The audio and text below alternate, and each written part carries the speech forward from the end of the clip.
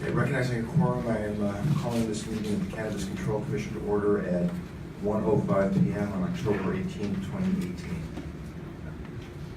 Can I ask, can everybody in the back hear me? Thanks. Is anybody recording this meeting? Let me put the public on notice that this meeting is being recorded, and ask everybody to put their cell phones on silent or shut them off. Thank you. It's a big group today. Why everybody's here. We have a pretty big agenda, so I just want to make a couple of logistical comments, and we'll dive right into it. After my comments, we'll have our standard executive director report, including an update on staffing and our summary statistics on license applications. We have two sets of license applications that the staff has a recommendation that they will present, and we will discuss and vote on. 2 final licenses and 8, if I'm correct, provisional license applications. And so let me start by just thanking the staff. That's a ton of work that you've done in the last 2 weeks. So thank you for that. And unfortunately, I don't think there's going to be much let up in the next few months. So anyway, thank you very much for the work on that. I do want to mention that with respect to the final license applications, there is a chance that we will go into executive session based upon questions that might come up from the commissioners. If we do, and this, I want to apologize to everybody in the audience, if we do go into executive session, we're going to stay here, but we're going to have to clear the room. There's no place else for us to go. We are not adjourning from an executive session. We will come back into an open session. So if we do go into executive session, we're going to need to ask people to leave the room. I don't know if that's going to happen or not, but that's the only way we can handle the logistics if that happens. There are 4 topics that we need to have commission discussion and potential votes on. I think there are 2 contracts. There are 2 sets of contracts. One is for the social equity program, the RFPs that we received and have evaluated, and the second is for agent badging. So we'll review those.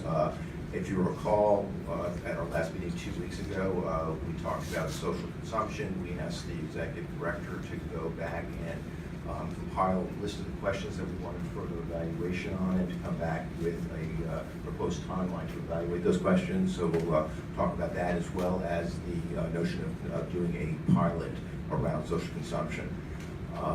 We have had an issue that's been raised many times that we wanted to just put on the table and discuss and vote on, which is can and how economic empowerment priority applicants can that be transferred to a third party. And so our general counsel has done some work on that.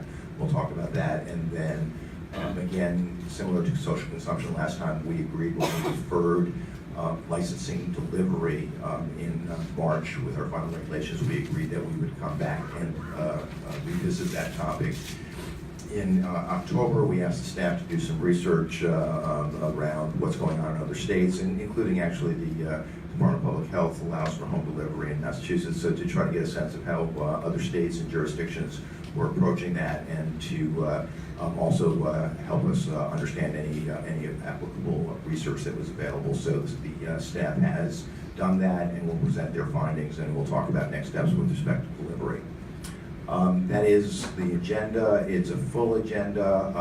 We have a backup to have a second meeting sometime early next week. I'm hopeful that we can get through this entire agenda today, but we will have a follow-up meeting if necessary if we don't get through the complete agenda today. So I think that's all I've got in terms of comments, so I'll turn it over to the executive director. I guess the first agenda item is your staffing report. Mr. Executive Director. Okay, thank you, Mr. Chairman. Just a quick update on staffing. I wanted to call the commission's and the public's attention to 2 postings that are currently on our website. The first is for the position of licensing analyst, which the commission approved just a few weeks ago. That position closes on October 24th, which is a Wednesday. And then just this week, we posted the position of an executive assistant to continue supporting the administrative 30th of October. So certainly want to call everyone's attention to that. Obviously encourage everybody to. Okay, so the traditional slide identifies that there's the licensing and application activity in the portal, the Mass Cannabis Industry portal. You'll see that there are 3,280 total applications. Again, as a reminder, that is an application that is somewhere in the queue and in some way pending, but not necessarily submitted to the commission. There are 749 that are pending with at least one packet having been submitted 227 have been withdrawn, 2,001 remain incomplete. To date, the commission has issued 45 provisional licenses, and also to date, there have been 258 approved agent applications. The breakdown of those 749 is in the right-hand table, and I'm happy to take it to that if there's any questions. Any questions? Go ahead, Mr. Executive Director. So the next slide indicates those applications that have had all 4 packets having been submitted to the commission. It does not necessarily indicate that they are complete per se. However, it does develop a cue for us to begin that evaluation for first identifying completeness. That breaks down into 3 independent testing labs, 56 cultivation, 4 microbusiness, 43 product manufacturer, 4 research facility, 55 retail, 1 third-party transportation, and 2 transportation with an existing establishment license. That is a difference of 15 from the last commission meeting 2 weeks ago, which is, for our purpose, a pretty steady state. We're seeing anywhere between 10 to 20, and 15 is right on par with that. Those 168 break down into 87 with existing RMD priority, 3 with economic empowerment priority, and 78 general applications. And those 168 applications represent 86 separate and distinct entities. Other questions? Okay, go ahead. So this is a new slide for the commission's consideration. There's been some discussion about identifying the status that is represented to the commission as far as the disadvantaged business enterprise. This is a slide that, from an explanation standpoint, is what is disclosed to us in the application. So it's not as if we're verifying this status, it's what is self-disclosed. You see both the breakdown of the total volume. This is the 168 that have submitted all 4 packets, and again, our first review for completeness, and how they break down as far as their status. That number is 6 have identified as women-owned business, 3 have identified as a veteran-owned business, 4 as a minority-owned business, 2 as a lesbian, gay, bisexual, transgender-owned business, 0 disability, 11 have identified as 2 or more disadvantaged business enterprise types, and 142 did not identify themselves as that DBE business. Any other questions on this data? Commissioner Penel? Thank you for including this information. Just one question. I want to confirm my understanding that when we ask this question, and it's self-reported, that we are asking for certified categories of businesses. So you could potentially be a woman-owned business but not have that certification, right? That's true. Other questions? Thank you.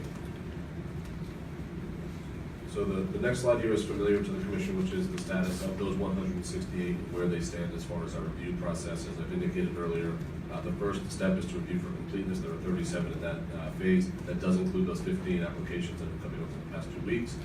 46 have been deemed to be incomplete or require additional information and notice to that effect have been sent to them. There are 32 that we're awaiting a third-party response. As a reminder, those third parties are both the municipality within which the applicant or establishment would reside. The second third party is the background check vendor.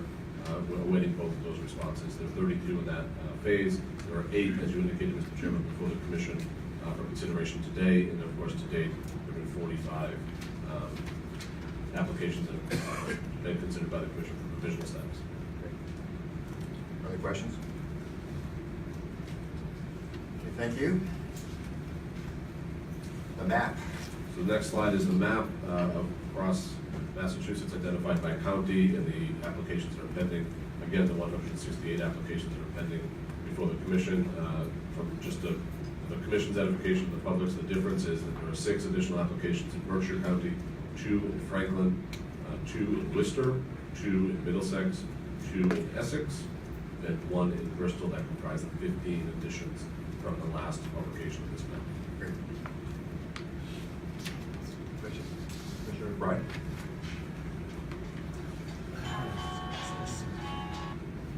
Can you tell us where the highest number of retail applications is? Offhand, I cannot. It's certainly something we can produce moving forward, though, as far as the. Sorry. Commissioner Bryan, I apologize. I'm embarrassed by not having shut off my phone. I asked for the highest number of retail locations, so we'll look for that information. Absolutely. Yeah. Thank you. rather moving forward. Nothing undue. As similar to our last conversation at our last meeting as far as final license, we are joined by Kyle Potts, our Director of Licensing, Patrick B.A., our Director of Investigations, and just behind them is Yao G.B., our Chief of Investigations, that are also available to the Commission should questions arise. And these are the folks that have been living within these applications and conducting our inspections, so it's important that they're available to you. As you indicated, the proposed final license applicant is CDX Analytics LLC with a proposed address at 39 Norman Street in Salem. The license being sought is that of an independent testing laboratory. Since the provisional license, which was granted on August 23rd by the Commission, the applicant has since paid all applicable license fees, and no new information has been reported to the Commission regarding the organizational structure of this entity since that issuance. Additionally, no new information has been discovered by the Commission and our staff regarding the suitability of this licensee or any individuals or entities that were not previously disclosed since the issuance of that provisional license. Their initial inspection of CDX Analytics took place on September 26th. And the establishment was inspected by Commission staff and found to be in full compliance with the regulations of the Commission.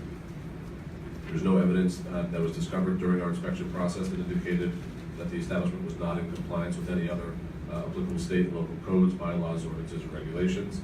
And then some high-level review of that inspection process includes the security review, which is before you as far as the executive summary is concerned, but in short, all persons entering the establishment must first enter through a reception area where they're signed in with a receptionist, and once properly signed in to the visitor's log, they are issued a visitor badge. The receptionist will identify an escort to usher them around the building if necessary.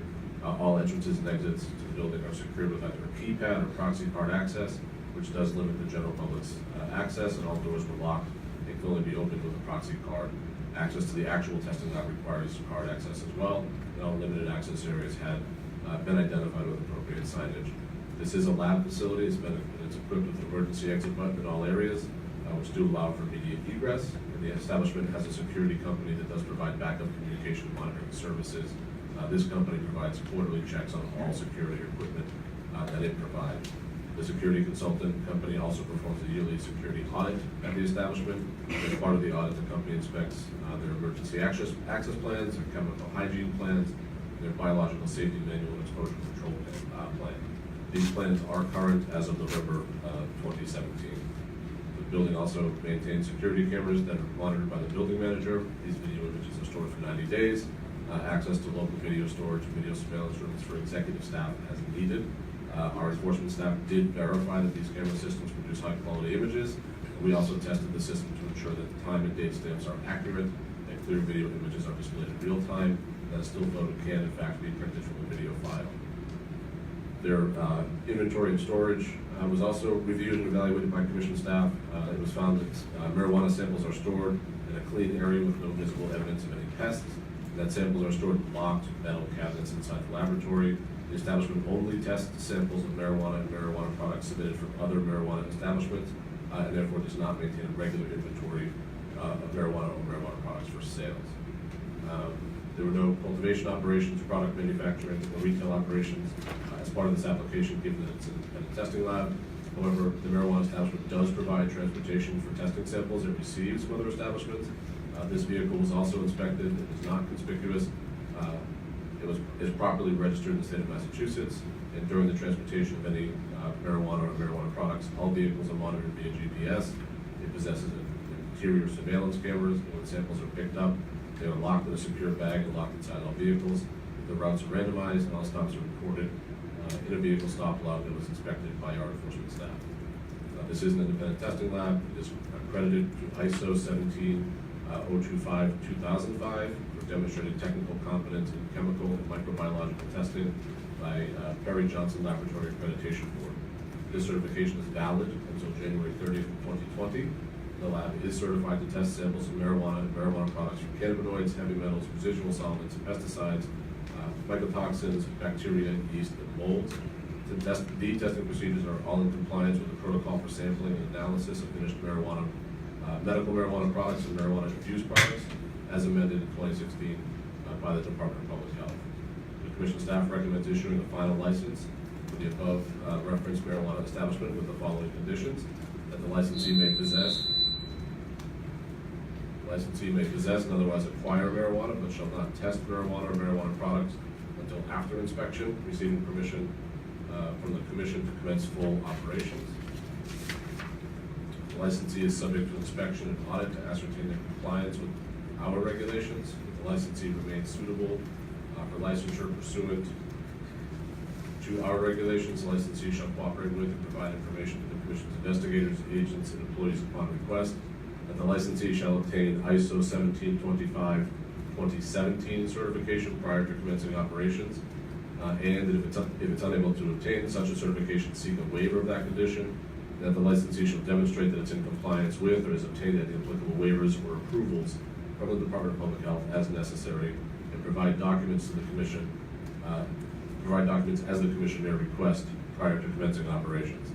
This recommendation is based on the licensee's demonstrated compliance with the laws and regulations of the Commonwealth and suitability for licensure. Upon the inspection of the licensee's establishment, commission staff certify that a due diligence review of this establishment has been performed, and as of this date, the licensee has demonstrated compliance with the laws and regulations of the Commonwealth and its suitability for licensure, and accordingly, the licensee is recommended for final license for the marijuana establishment with the previously mentioned conditions, and it's recommended that as part of this approval for final license, that the commission staff be authorized to take all necessary steps and actions to review their compliance with the above referenced conditions and to approve the commencement of operations. Thank you. Are there any questions for the executive director or the staff?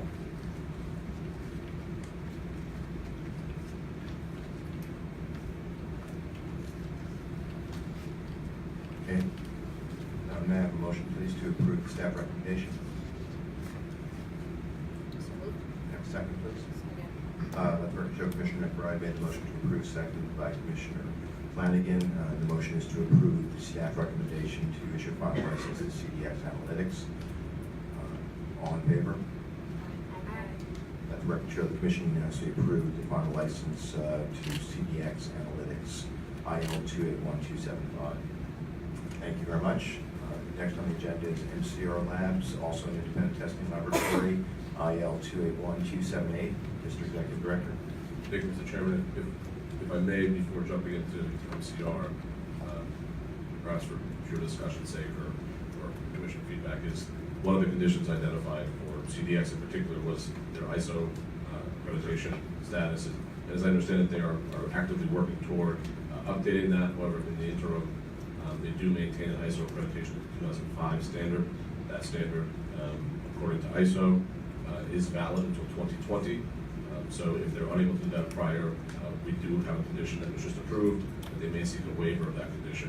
For the sake of expediency, I would seek or ask the Commission to consider granting or delegating the authority to issue such a waiver if required to staff. Any questions or comments on the Executive Director's? I think we need to vote on that.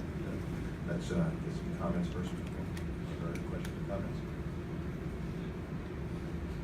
Then can I have a motion, please, to grant the Executive Director the authority to issue a waiver if his judgment is appropriate? So moved. Second. Let the record show Commissioner Title made a motion to approve, seconded by Commissioner McBride. All in favor? Aye. The record show the Commission unanimously approved giving the Executive Director authority to issue a waiver if his judgment that's appropriate. Thank you. Thank you. Are we ready to move on to MCR? We So are. again, MCR Labs, an independent testing laboratory, IL 281278. Mr. Executive Director. Thank you, Mr. Chairman. As you indicated, the applicant is MCR Labs LLC. The address of the establishment is 85 Speen Street, Framingham. The license being sought is that of an independent testing laboratory. This license, the provisional license, was granted by the Commission also on August 23rd. The licensee has since paid all applicable license fees, and no new information has been reported to the Commission regarding the organizational structure of the entity since the issuance of that provisional license, and no new information has been discovered by Commission staff regarding the suitability of the licensee or the individuals or entities previously disclosed since the issuance of that provisional license. The initial inspection occurred at the facility on September 28th. The licensee's establishment was inspected by Commission staff and found to be in compliance with the requirements of our regulations.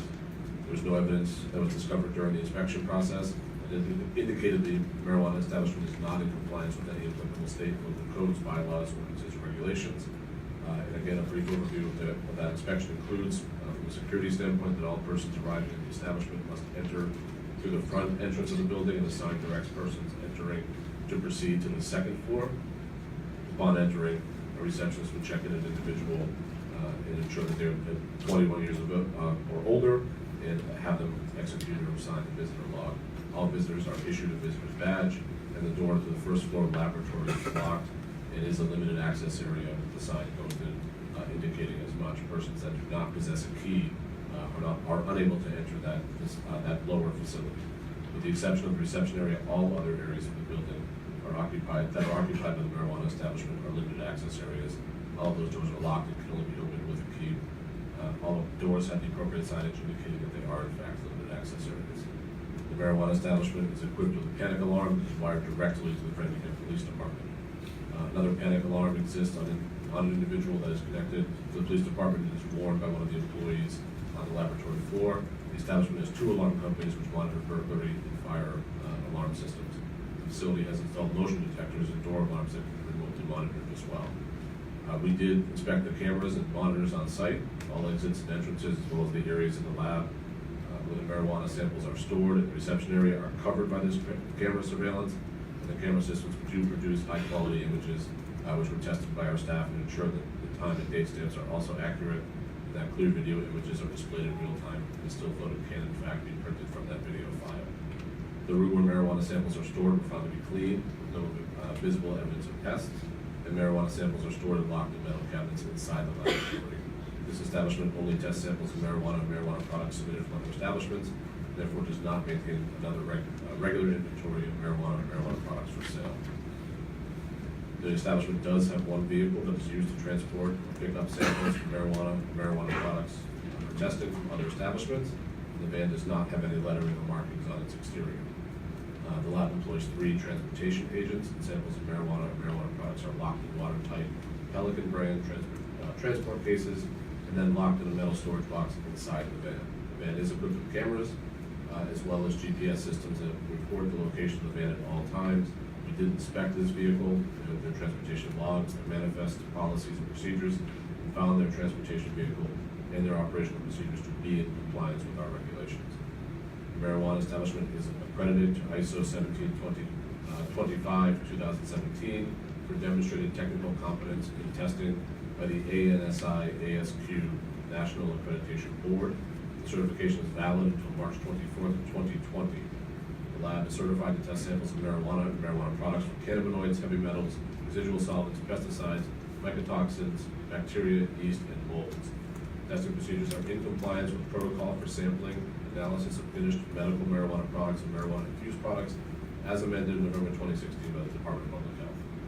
Commission staff recommends issuing a final license for the above referenced marijuana establishment with the following conditions. The licensee may possess and otherwise acquire marijuana, but shall not test any marijuana or marijuana products until after inspection, receiving permission from the Commission to commence full operations. The licensee is subject to inspection and audit to ascertain their compliance with the requirements listed in our regulations. The licensee remains suitable for licensure pursuant to 935 CMR or our regulations. The licensee shall cooperate with and provide information to the Commission's investigators, agents, and employees upon request. The licensee shall demonstrate that it's in compliance with or has obtained applicable waivers or approvals from the Department of Public Health as necessary, and provide documents as the Commission may request prior to commencing operations. This recommendation is based on the licensee's demonstrated compliance with the laws and regulations of the Commonwealth and suitability for licensure, and upon the inspection of the establishment. Commission staff certify that they've done a due diligence review of this establishment, and as of this date, they've been found to demonstrate their compliance with the laws and regulations of the Commonwealth and suitability for licensure. And accordingly, the licensee is recommended for a final license for a marijuana establishment with the previously mentioned conditions. And as part of this approval, the Commission staff recommends that we be authorized to take all necessary steps and actions to review the compliance with the above referenced conditions and to approve the commencement of operations. Thank you. Other questions? Commissioner McBride? Have there been any concerns raised about the applicant by local law enforcement? I would defer to Patrick.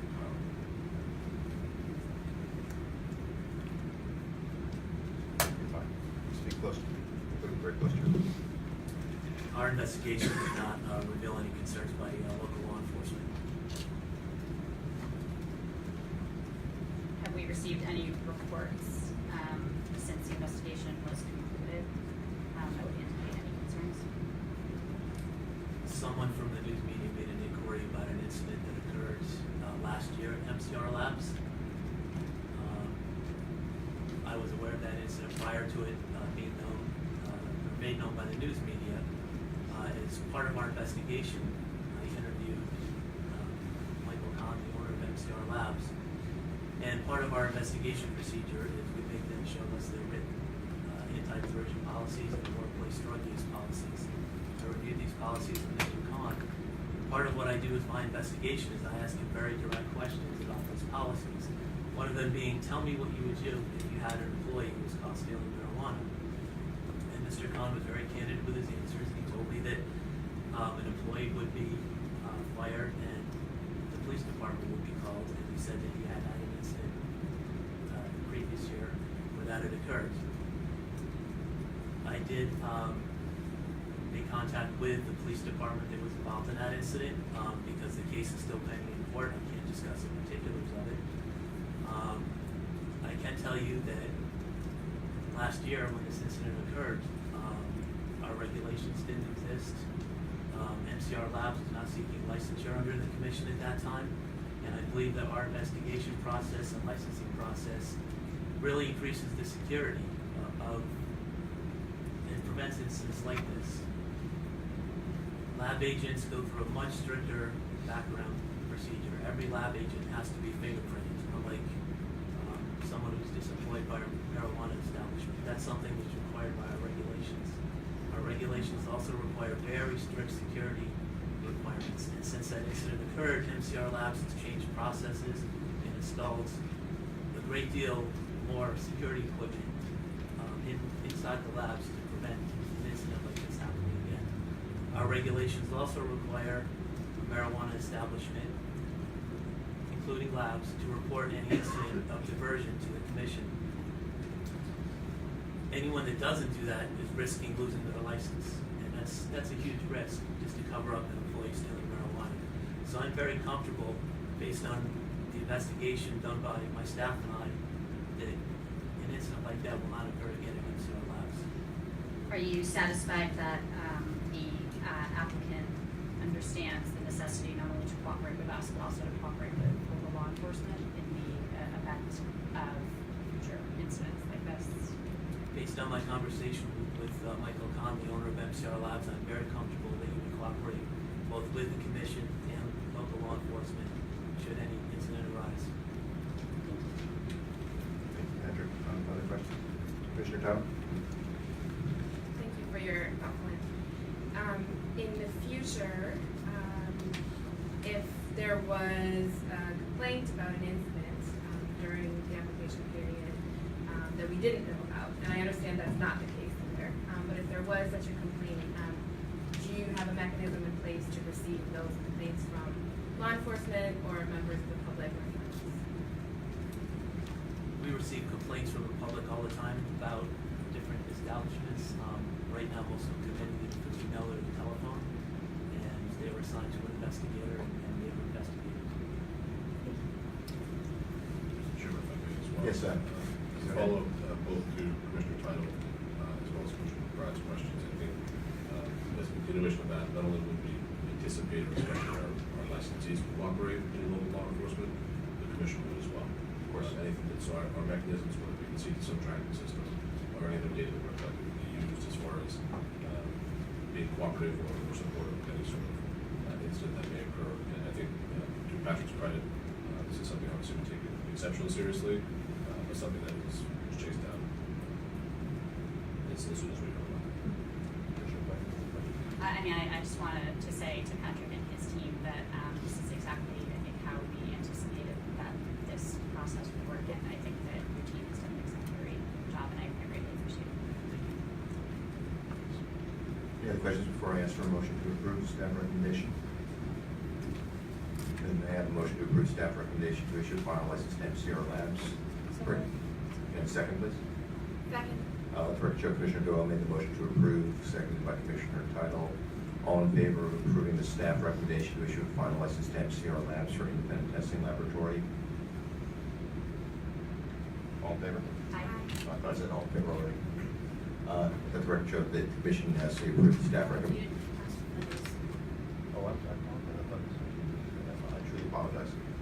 Nay, all in favor was for, all opposed? No. Okay. Let the record show that the commission approved staff recommendation to issue a final license to MCR Labs, IL 281278.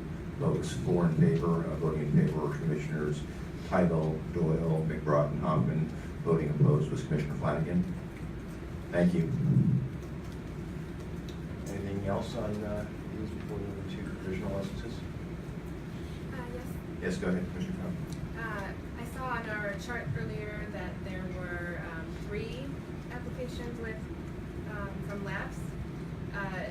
In the interest of minimizing any possible bottleneck, do we want to consider having priority for labs? Definitely. Appreciate it. Certainly Kyle, correct me if I'm wrong.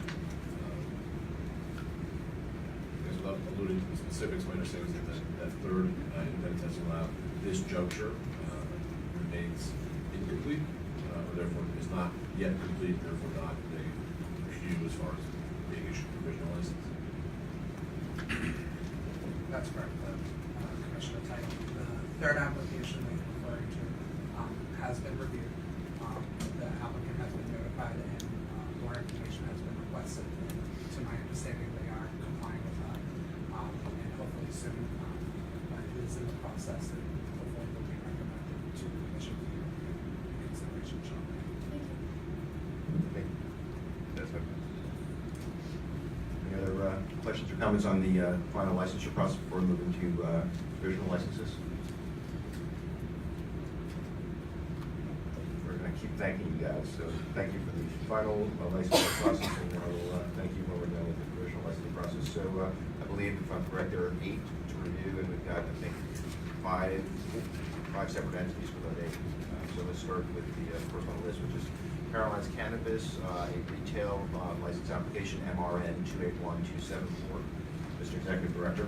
Thank you, Mr. Chairman. As you indicated, the entity is identified as Caroline's Cannabis LLC with a proposed address of 640 Douglas Street, Uxbridge. The license being sought is that of a retailer. This applicant is not a licensee or applicant for any other marijuana establishment license.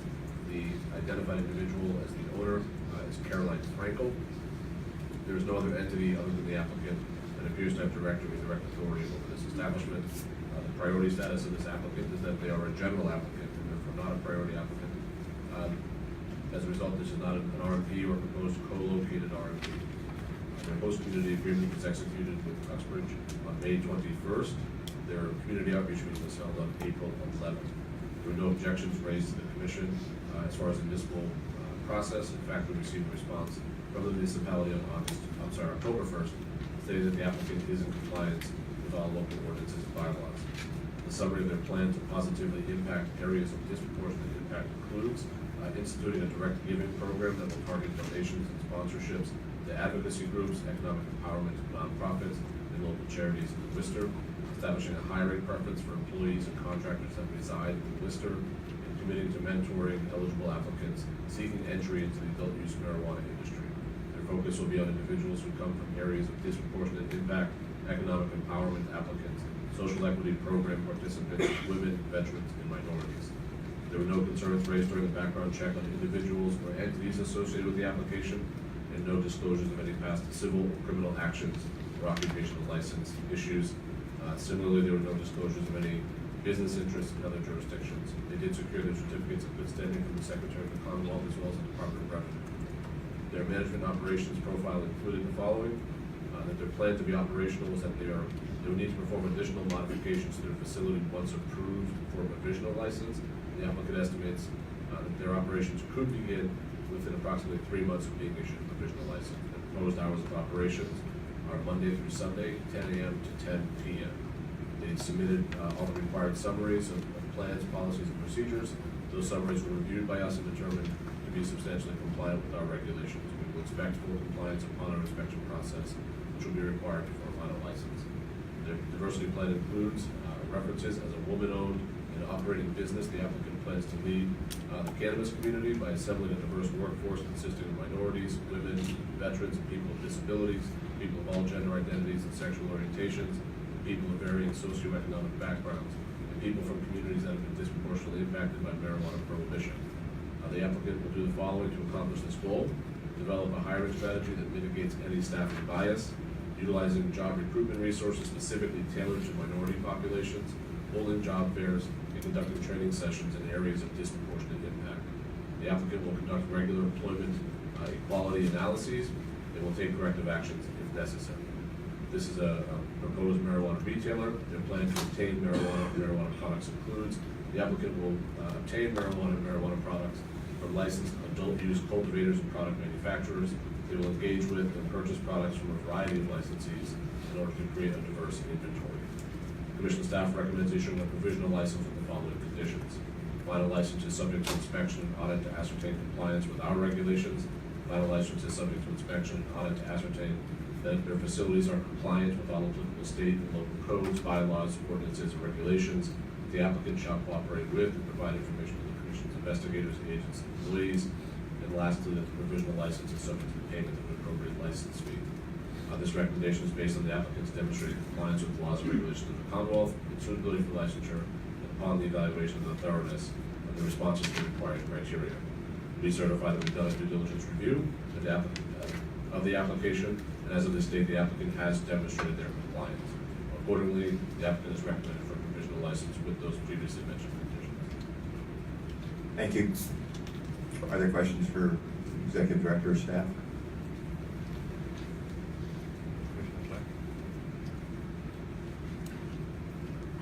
How are we handling, or are we handling at all, the review of any consumer education material that is being contemplated to and available by retail establishments? And this isn't just, not just in the context of this applicant, but just generally with applicants. And Kyle, certainly correct me if I'm wrong, a two-pronged approach is the evaluation first occurs whatever materials are submitted to the Commission as part of either one of the three substantive packets. I think also based on the discussion at the last Commission meeting relative to final license, upon inspection, if there are materials that are either on counters for consumer review or available anywhere in the establishment, that is something that we would evaluate and maintain. But also, of course, use this as an opportunity to plug the Commission's public awareness materials and the availability to the warehouse that folks can certainly gather those. But it's a two-part approach. If something is submitted to us, it will be evaluated as part of this process, but it's also something we will proactively evaluate as part of our inspection process. Yeah. Did I miss anything as far as the? No, I would just summarize the overall process, but for marijuana retail applications in their dispensing plan, that's in their management and operations profile, it is reviewed that day one. The applicant does know about the requirement to have consumer education. So that is the basis with the application review, and then that is thoroughly reviewed for compliance during the inspection stage. Commissioner Latanya? I guess my question is, not to add additional work, I'm not even sure if we have this under our purview, but the content of that educational material. I think that, in what the executive director said about our public awareness campaign, we took great effort to have a neutral message that went out, very factual, very do's and don'ts type. Is the content ever reviewed, or is that subject to what the applicant would like to put forward? In the application process, the specific content of the consumer education material is not reviewed. It's important to note that at this stage they are just applicants, but to put that issue and put that concern to a little bit more ease is that full compliance and full material is reviewed before a final license is recommended. So at the ingredient before it comes before you for final licensure, they must be in full compliance with the consumer education regulations. And one further question I have is that with end of this consumer education, I guess there's a wide range of topics that can be addressed in consumer education. Is it ever asked if driving while impaired is, or consumer education around impaired driving is part of that education, or is it simply the products? If you know that. As part of our inspection process for final licensure, we actually collect the consumer education material. We review it with our regulations to make sure every part of our regulations, every requirement of our regulations is included in the material. And part of it is things like operating while impaired, things like that. I'm amassing quite a collection of this material that's available for review by the commission whenever you'd like to see it. Thank you. Any other questions? Can I have a motion to approve the staff recommendation to issue a provisional license to Caroline's Cannabis for retail MRN 281274? So moved. Have a second, please? Second. Let the record show Commissioner Doyle made the motion to approve, seconded by Commissioner Doyle. All in favor? Excuse me, Commissioner Brad. McBride, okay. I brought a second myself. Yeah, you can't do that, that's illegal, isn't it? Okay, I'm sorry, let the record show that the motion to approve is made by Commissioner Doyle, seconded by Commissioner McBride. All in favor? Aye. Let the record show the commission has the approved staff recommendation to issue a provisional license to Caroline's Cannabis for retail MRN 281274. Thank you. Next is Commonwealth Cultivation Incorporated. It's a cultivation tier 2 indoor application, MCN 281457. Mr. Executive Director. Thank you, Mr. Chairman. As you indicated, the entity is Commonwealth Cultivation Incorporated. The proposed address is 74 Downing Parkway, Pittsfield. The license being sought is that of a cultivator, a tier 2 indoor, which authorizes up to 10,000 square feet of canopy. The applicant is not a licensee or applicant for any other marijuana establishment licenses. Those individuals in their roles include Brian Vincent as the Chief Executive Officer and Director, Andrew Vincent as the Chief Financial Officer and Director, Christopher Brock as the Chief Operating Officer, George Whaling as a close associate, Paul Aronofsky, Will O'Mara, and Anastasia Baca, all as close associates. Another entity associated with this establishment is Associated Security Company, which serves as a security firm. This applicant is a general applicant, therefore not a proposed co-located RMD. The host community agreement was executed on May 24th, and certification has been provided. Their community outreach meeting was held on May 12th. There were no objections raised to the commission during the municipal review. We did receive a response on September 26th, stating that the applicant is in compliance with all local ordinances and bylaws. Their plan to positively impact areas of disproportionate impact includes conspicuously posting and advertising positions in local newspapers, board positions that will attract individuals from Pittsfield specifically, minorities and women, and implementing a company-wide volunteer program aimed at encouraging individuals to participate in civic organizations and municipal projects pertaining to job placement, housing initiatives, and veterans programs. There were no concerns raised during the background check of individuals or entities associated with the application, and no disclosures that would raise suitability issues relative to past civil or criminal actions or any occupational license issues. There were no disclosures of any business interests in other jurisdictions. They did secure their certificates of good standing from both the Secretary of the Commonwealth as well as the Department of Revenue. And their plan to become operational includes that they will need to perform modifications to their facility once approved for a provisional license. However, they estimate that operations could begin by February 1st, 2019.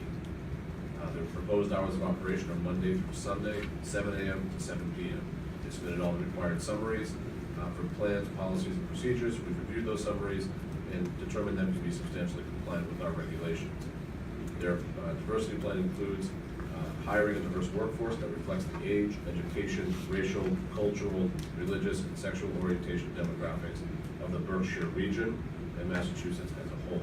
Their plans to accomplish those goals include job and training opportunities, which will be distributed through community contacts, public service groups, radio and media outlets, and minority business and veteran associations, as well as fostering relationships with local veteran associations to ensure linking veterans with possible employment opportunities. They will conduct regular audits and draft reports on the success of that plan. The cultivation plan, the applicant submitted a comprehensive plan that systematically explains the various stages of cultivation. Because this is a cultivation license, there are no products to be manufactured and no plan to obtain marijuana products, and it's also not a lab, so there's no ISO certification issues. Therefore, the commission staff recommends issuing a provisional license with the following conditions. The final license is subject to inspection and audit to ascertain compliance with our regulations, and the final license is subject to inspection and audit to ascertain that their facilities are compliant with all applicable state and local codes, bylaws, ordinances, and regulations. The applicant shall cooperate with and provide information to the commission staff. That the provisional license is subject to the payment of the appropriate license fee. This recommendation is based on the applicant's demonstrated compliance with the laws and regulations of the Commonwealth and suitability for licensure upon the evaluation of the thoroughness of their application. Be certified that we've done a due diligence review and that they are in fact compliant with the laws and regulations of the Commonwealth and are indeed suitable for licensure. Accordingly, the applicant is recommended for provisional license with those previously mentioned conditions. Thank you. Are there questions on the staff recommendation? Excuse me. They can have a motion, please, to approve the staff recommendation to issue a provisional license to Commonwealth Cultivation for Cultivation Tier 2 Indoor, MCN 281457. Have a second. Let the record show Commissioner Flanagan made the motion to approve, seconded by Commissioner Doyle. All in favor? Let the record show the Commission unanimously approved the staff recommendation to issue a provisional license to Commonwealth Cultivation, MCN 281457. Thank you. I presume that for the three from Curaleaf, that we'll go through one process, and then have three separate votes at the end. Two separate processes. Two different locations. Oh, two different locations, I'm sorry. So the first two will be done together, is that correct? That's correct. Okay, so let's go through Curaleaf, Massachusetts Incorporated, Cultivation Tier 11 Indoor, MCN 281309, Curaleaf, Massachusetts Incorporated, Product Manufacturer, MPN 281318. And we'll have separate votes when you're done. Thank you. Thank you, Mr. Chairman. The entity is indicated as Curaleaf, Massachusetts Incorporated. The proposed address is 30 Worcester Road, Unit B, Webster. This is the two licenses being sought at this location, that of a cultivation Tier 11, which authorizes up to 100,000 square feet of canopy, as well as that of a product manufacturer. The applicant is also an applicant for a retail license, which will be considered next. Those individuals identified in their roles include Patrick Johnson as executive, Margaret Blair, Laura O'Brien, Gary Stein, Diane Albernaz, Devin Earl, Peter Clayton, Christine Rigby, and Joseph Busardi as board members or directors. The list of entities that in their roles include Caliatech Mass Incorporated as the investor and PT Mass Holdings LLC as a minority shareholder. This applicant is an RMD priority applicant. They are in compliance with the Department of Public Health and intend to be a co-located business in Webster. They have obtained their final certificate of registration for dispensing, cultivation, and processing. The host community agreement was executed on April 5th. Certifications have been provided. Their community outreach meeting was held on March 19th. There were no objections communicated to the Commission. We received a response from the municipality on July 24th. Stating that the applicant is in compliance with all local ordinances and bylaws for both applications. The applicant, their plan to positively impact areas of disproportionate impact includes giving priority status to individuals from areas of disproportionate impact that are close in proximity to both Webster and Oxford, such as Worcester, holding educational events in Worcester that focus on cannabis education, cultivation, and topics that the community could benefit from, and organizing local fundraisers that will help charities and nonprofits in Worcester. There were no concerns raised during the background check on individuals or entities associated with the application, no disclosures of any past civil or criminal actions. There were no disclosures that raised suitability issues relative to their license, occupational license issues. Similarly, there were no disclosures of any business interests in other jurisdictions. They did secure their certificates of good standing from both the Secretary of the Commonwealth as well as the Department of Revenue. The applicant, their plan to become operational is that they're a vertically integrated R&D, that they can be operational in the adult use market once approved for licensure. Proposed hours of operation are Monday through Sunday, 7:30 a.m. to 4 p.m. They submitted the required summaries of plans, policies, and procedures. We reviewed those summaries and determined them to be substantially compliant with our regulations. Their diversity plan includes a 3-year goal to expand opportunities for women, minorities, veterans, and disabled individuals. The plans to accomplish that include advertising open employment positions to publications directed to minorities, women, veterans, and persons with disabilities, partnering with local chambers of commerce and community organizations for the purpose of finding and contracting with diverse vendors and businesses, actively recruiting at colleges and universities with predominantly minority and female enrollments, and requesting that employment agencies refer qualified minorities and women. The applicant will draft quarterly reports pertaining to their equal opportunity progress and identify potential areas for improvement. Their plan, their cultivation plan includes summaries of best practices that will be utilized and demonstrates that the applicant will be compliant with the regulatory requirements. The products to be produced include tinctures, portable vaporizer cartridges, and edibles. These two applications do not include retail application, so there's no plan to obtain marijuana or marijuana products. The commission staff recommends issuing the provisional license with the following conditions: that the final license is subject to certification that the applicant remains in compliance with DPH regulations, that the final license is subject to inspection and audit to ascertain compliance with our regulations. The final license is subject to inspection and audit to ascertain compliance, or I'm sorry, to ascertain that their facilities are compliant with all applicable state and local codes, bylaws, ordinances, and regulations. The applicant shall cooperate. Actually, what is that? I'm pretty sure it was expressed that the priority status is for employment purposes. So what does that mean? It means that applicants that apply from those areas, they will try to hire those people first before they take applications outside of that area. Other questions? Okay, then let's take these in order. So first I'd like to ask for a motion to approve the staff recommendation to issue a provisional license to Curaleaf, Massachusetts for Tier 11 indoor cultivation, MCN 281309. Got a second, please? Second. Thank you. Let the record show that Commissioner Flanagan made the motion to approve, seconded by Commissioner McBride. All in favor? Aye. Let the record show that the Commission unanimously approved the issuance of a provisional license to Curaleaf, Massachusetts for cultivation Tier 11 indoor, MCN 281309. Let me ask for a motion to approve the staff recommendation to issue a provisional license to Curaleaf, Massachusetts Incorporated for product manufacturer, MPN 281318. Can I have a motion to approve, please? So moved. Can I have a second, please? Let the record show Commissioner Flanagan made a motion to approve, seconded by Commissioner McBride. All in favor? Aye. Let the record show the Commission unanimously approved the staff recommendation to issue a provisional license to Curaleaf, Massachusetts Incorporated for product manufacturing, MPN 281318. Thank you. Next is Curaleaf, Massachusetts Incorporated for retail, MRN 281263. Mr. Executive Director. Thank you, Mr. Chairman. I'll be brief as far as this was concerned. However, there are differences. This is Curaleaf, Massachusetts Incorporated still. However, the proposed address is 425 Main Street, Oxford, Massachusetts. The license being sought is a retail. As the Commission just approved their cultivation and product manufacturing licenses, both in Webster.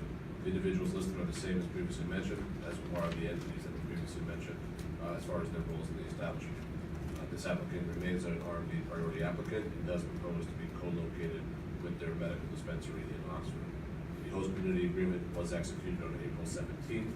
The community outreach meeting was held on March 29th. There were no objections raised to the commission. We did receive a response from the municipality on June 18th, stating that the applicant is in compliance with all local ordinances and bylaws. Their plan to positively impact areas of disproportionate impact remains the same. Similarly, there were no concerns raised during the background check that were not previously identified. The applicant's proposed timeline to become operational is that they are vertically integrated R&D. They can be operational once approved for licensure. The proposed hours of operation are Monday through Saturday, 9 a.m. to 7 p.m., and Sunday, 10 a.m. to 2 p.m. They submitted all the required summaries. We've evaluated them and determined them to be substantially compliant. Their diversity plan is the same as previously mentioned as well. This is a retail license. Their plan to obtain marijuana products includes that they're vertically integrated R&D. They're also applying for adult use cultivation, product manufacturing, and retail licenses. They plan to supply their own products.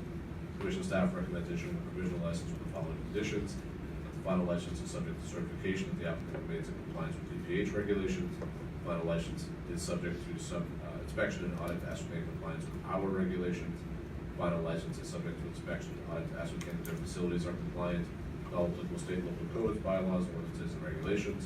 The applicant shall cooperate with and provide information to the Commission's investigators, agents, and employees. The provisional license is subject to the payment of the appropriate license fee. This recommendation is based on the applicant's demonstrated compliance with the laws and regulations of the Commonwealth, suitability for licensure upon the evaluation of the thoroughness of the applicant's responses to those criteria. We certify we've done due diligence. The applicant has demonstrated compliance. We therefore recommend a provisional license with those previously mentioned conditions. Thank you. Further questions? And can I have a Motion please to approve the staff recommendation to issue a provisional license to Curaleaf, Massachusetts Incorporated for retail MRN 281263. Can I have a motion, please? Thank you. Can I have a second? You have to make it hard for me. Second. Thank you. Let the record show that Commissioner McBride made the motion to approve, seconded by Commissioner Title. All in favor? Let the record show the Commission unanimously approved the staff recommendation to issue a provisional license to Curaleaf, Massachusetts Incorporated for retail MRN 281263. Thank you. Are we going to do both East Coast at the same time? So next two on the agenda are East Coast Organics LLC, Cultivation Tier 11 Indoor, MCM 281455, and East Coast Organics LLC for product manufacturing, MPN 281356. So we'll have separate votes after the Executive Director's report. Mr. Executive Director? Thank you, Mr. Chairman. As you indicated, the entity is East Coast Organics LLC. The proposed address is 88 Huntoon Memorial Highway in Leicester. Those licenses being sought, that of a cultivation tier 11, which authorizes up to 100,000 square feet of canopy, as well as that of a product manufacturer. This applicant is not a licensee or applicant for any other marijuana establishment license. The individuals listed in their roles include Richard Rafferty as the Chief Operating Officer, Jane Guthrow as the Chief Executive Officer, Michael Sampson as Director of Security, and Jonathan Napoli as the Director of Cultivation and Manufacturing. Those entities in their roles include ECO Investors LLC as the parent company of East Coast Organics, and owns 100% of East Coast Organics. Mr. Rafferty and Ms. Guthrow are the sole owners of ECO Investors LLC. This applicant is a general applicant and is therefore not a proposed co-located R&D. The host community agreement was executed on May 15th. The community outreach meeting was held on May 18th. There were no objections raised to the Commission. As far as the municipality is concerned, we received 2 responses from the municipality on September 10th, indicating that the applicant is in compliance with all local ordinances and bylaws. Their plan to positively impact areas of disproportionate impact include working with and assisting Centro Incorporated, a minority-led nonprofit organization in the Worcester area, to provide various social services that include the following: culturally specific elderly care, behavioral health services, children and family services, and intensive foster care services. Supporting the Institute of Latino Arts and Culture through Centro Incorporated, and exploring opportunities with the City of Worcester Workforce Development Department to do the following: helping to pre-screen, test, and assess individuals for employment, planning job fairs and recruiting campaigns, and promoting job opportunities for local residents. There were no concerns raised during the background check on associated with individuals or entities with the application, and no disclosures of any past criminal, similar criminal actions or occupational license issues that raised suitability concerns. This applicant also did not disclose any other business interest in other jurisdictions. They did secure their certificates of good standing from both the Secretary of the Commonwealth and the Department of Revenue. Their plan to become operational is that once the facility is fully developed and all final municipal approvals are issued, they can begin operations by May of 2019. The proposed hours of operation are Monday through Sunday, 24 hours per day. They submitted the required summaries of plans, policies, and procedures. We've evaluated those summaries and determined them to be substantially compliant. The diversity plan includes a goal to increase the representation of women, minorities, veterans, people with disabilities, and people of all gender identities and orientations in the adult use industry. The applicant will allocate resources to reach, educate, and train individuals that fall within its goal group. Specifically, the applicant plans to conduct targeted recruitment efforts and sponsor equity and diversity awareness events for employees in the local community. The applicant will periodically measure its overall goal with the demographics of the current local labor market, identify areas for improvement. The applicant provided a summary of their cultivation cycle and gave specific information pertaining to where cultivation will take place in the proposed establishment, the overall duration in each stage, lighting and environmental standards to be utilized, and various personnel checks that will occur. They stated they will satisfy minimum energy efficiency and equipment standards established by the Commission and meet all applicable environmental laws, regulations, permits, and other applicable approvals, including those related to water quality and solid and hazardous waste management. They plan to produce oil for vaporizers and edibles, and there's not a retail license associated with this application, with this entity. The Commission staff recommends issuing a provisional license with the following conditions. The final license is subject to inspection and audit to ascertain compliance with our regulations. The final license is subject to inspection and audit to ascertain that their facilities are compliant with local, state and local codes, bylaws, ordinances, and regulations. The The applicant shall cooperate with and provide information to the commission staff. The provisional license is subject to the payment of the appropriate license fee. This recommendation is based on the applicant's demonstrated compliance with the laws and regulations of the Commonwealth and suitability for licensure, and upon the evaluation of the thoroughness of the applicant's responses to the required criteria, be certified that we've done a due diligence review and have found this applicant to be compliant. Therefore, we recommend a provisional license with the previously mentioned conditions. Thank you. Are there questions on either of these two provisional license applications?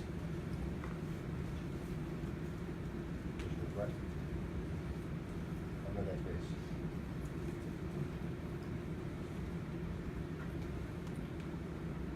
No, I don't have a question. There's some things I'm gonna explore for staff. Okay, thanks. Other questions? Then can I ask for a motion to approve the staff recommendation to issue a provisional license to East Coast Organics LLC for cultivation tier 11 indoor, or tier 11 indoor, excuse me, MCM 281455. Motion, please. So moved. Have a second, please. Second. Let the record show Commissioner Doyle made the motion to approve, seconded by Commissioner Tidal. All in favor? Let the record show the Didn't ask if there were any exceptions.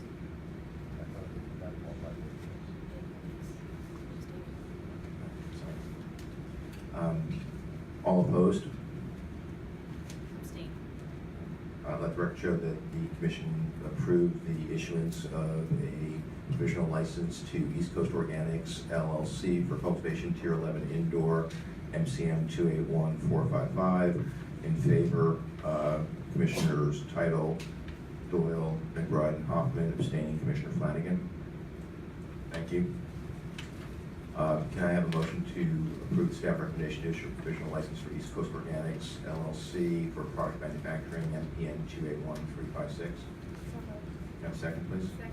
Let the record show that Commissioner Doyle made the motion to approve, seconded by Commissioner Tidal. All in favor? Aye. All opposed? Abstain. Let the record show that the commission approved the staff recommendation to issue a provisional license to East Coast Organics LLC for product manufacturer, MPN 281356. Voting in favor, Commissioners Tidal, Doyle, Hoffman, and McBride. Abstaining was Commissioner Flanagan. Thank you. One left, Theory Wellness, Retail MRN 281549. Mr. Executive Director. Thank you, Mr. Chairman. The entity here is Theory Wellness Incorporated. Proposed address is 394 Stockbridge Road in Great Barrington. The license being sought is that of a retailer. The applicant is also seeking a cultivation for tier 1 up to 5,000 square feet of cultivation as well as a product manufacturing license. The individuals identified in the establishment are Nick Friedman, Brandon Pollock, Hunter Pollock, Andrew Lineker, Stephen Derry, Asher Woodworth, Teva Smith, and Benjamin Friedman. Entities associated with the establishment include Signet Electronic System as a security vendor, as well as Wayne Alarm System as a security vendor. This applicant is an RMD priority applicant and intends to be co-located with their adult medical and adult use in Great Barrington. The host community agreement was executed on June 15th, certification was provided, the community outreach meeting was held on June 12th. There are no objections raised to the commission. We did receive a response from the municipality on September 27th. Their plan to positively impact areas of disproportionate impact includes giving priority to local businesses, suppliers, contractors, builders, and vendors in Pittsfield for services to the establishment, giving priority to local individuals in Pittsfield for employment purposes, sponsoring and participating in cannabis industry events that are designed to encourage individuals harmed by the war on drugs to participate in the industry, and holding an employment fair, food drive, and cannabis education seminar once a year in Pittsfield. There were no concerns raised during the background check on individuals or entities associated with the application. There were no disclosures that raised suitability issues relative to past and civil and criminal actions, no disclosures of occupational license issues. However, Nick Friedman did disclose that there's a marijuana-related business in 2 facilities in Oregon, and Brendan Pollock disclosed marijuana-related business interest in New Hampshire. There was no disclosure of any interest in the same entity that's been provisionally licensed by the commission, which is Temescal Wellness. There are no suitability issues that have arisen during these disclosures or in the course of these disclosures. A certificate of good standing was secured from both the Secretary of the Commonwealth as well as the Department of Revenue. The applicant, their plan to become operational includes that they're a vertically integrated R&D. They can be operational in the adult use market once approved for licensure, and any applicable waivers are granted by the Department of Public Health. Their proposed hours of operation are Monday through Sunday, 10 a.m. to 7 p.m. They submitted all required summaries of plans, policies, and procedures, and we've evaluated those summaries and determined them to be substantially compliant. The diversity plan includes plans to hire a diverse workforce that includes women, veterans, farmers, minorities, and individuals with past drug convictions. The applicant will hold training sessions in Pittsfield to encourage and assist individuals to become involved in the adult use marijuana industry. And the training sessions will aim to attract individuals facing systemic barriers to entry into the adult use marijuana industry. Once a year, the applicant will examine the effectiveness of this plan and recommend any revisions. Their plan to obtain marijuana products is that they're vertically integrated R&D and are applying for adult use cultivation, product manufacturing, and retail licenses. They plan to supply their own products. However, in the event of any shortage, the applicant will seek marijuana and marijuana products from other licensees. The Commission staff recommends issuing a provisional license with the following conditions. The final license is subject to certification that the applicant remains in compliance with DPH regulations. The final license is subject to inspection and audit to ascertain compliance with the requirements of our regulations. The final license is subject to inspection and audit to ascertain that their facilities are compliant with all applicable state and local codes, bylaws, ordinances, and regulations. The applicant shall cooperate with and provide information to the Commission staff. The provisional license is subject to the payment of the appropriate license fee. This recommendation is based on the applicant's demonstrated compliance with the laws and regulations of the Commonwealth and suitability for licensure and upon the evaluation of the thoroughness of the applicant's responses to the required criteria. We certify that we've done a due diligence review and found the applicant to be compliant, and therefore recommend that the applicant is recommended for provisional license with the previously mentioned conditions. Thank you. Are there questions on the staff recommendation?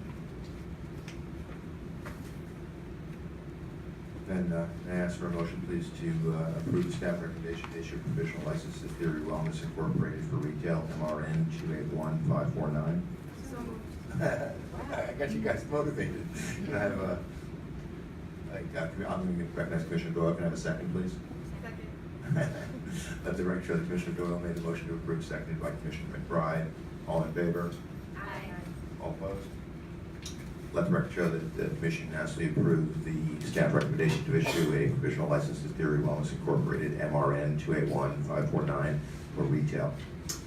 And as promised, let me thank our investigation and licensing staff and frankly the entire staff for the amount of work that we all know goes behind these applications and the thoroughness and diligence which the work is performed. So thank you very much.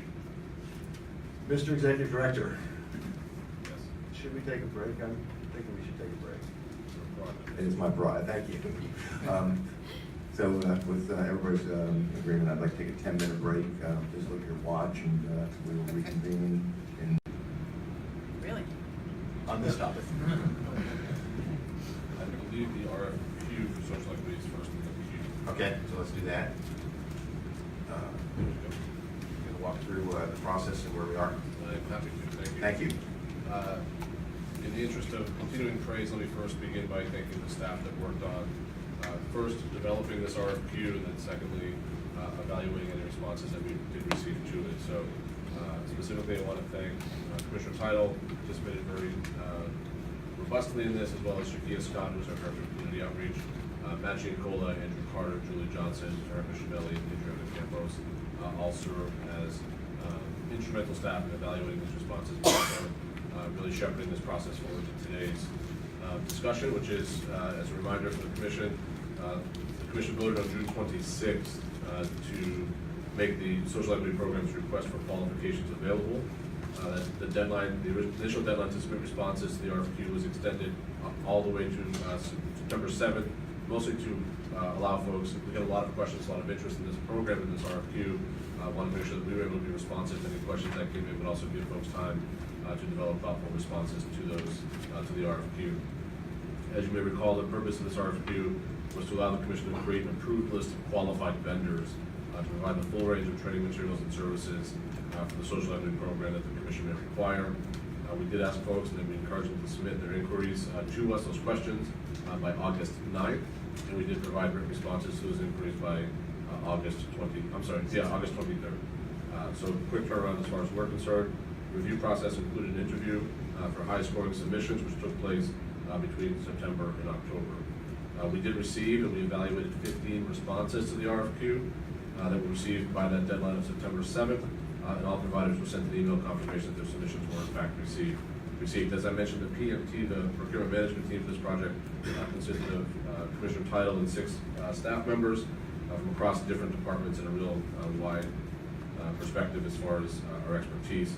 They reviewed it. They scored the submissions in 3 separate evaluation phases. Proposals were first evaluated, of course, for completeness, then scored based on the areas of their responses for a total of 100 points. As I indicated, there were 15 responses that we received.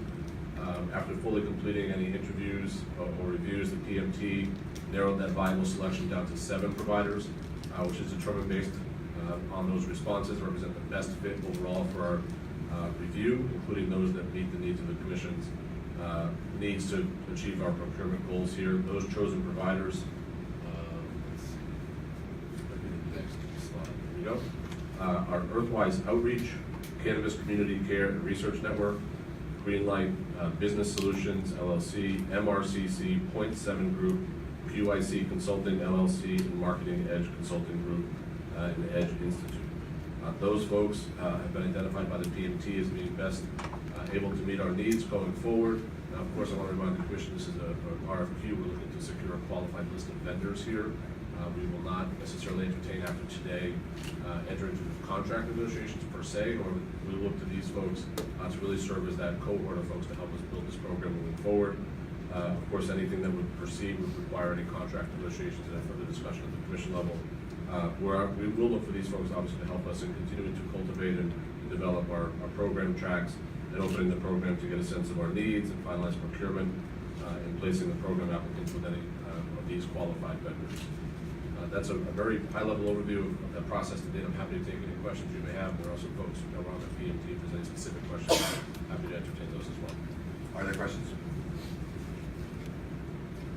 And there's no vote necessary since all we're doing is listing this in review. We'll come back and ask for staff or a commission vote if we want to enter into contract negotiations with any of these vendors. Okay, I'm sorry, go ahead, Commissioner McBride. Can you tell? Hold it down, just hold it down.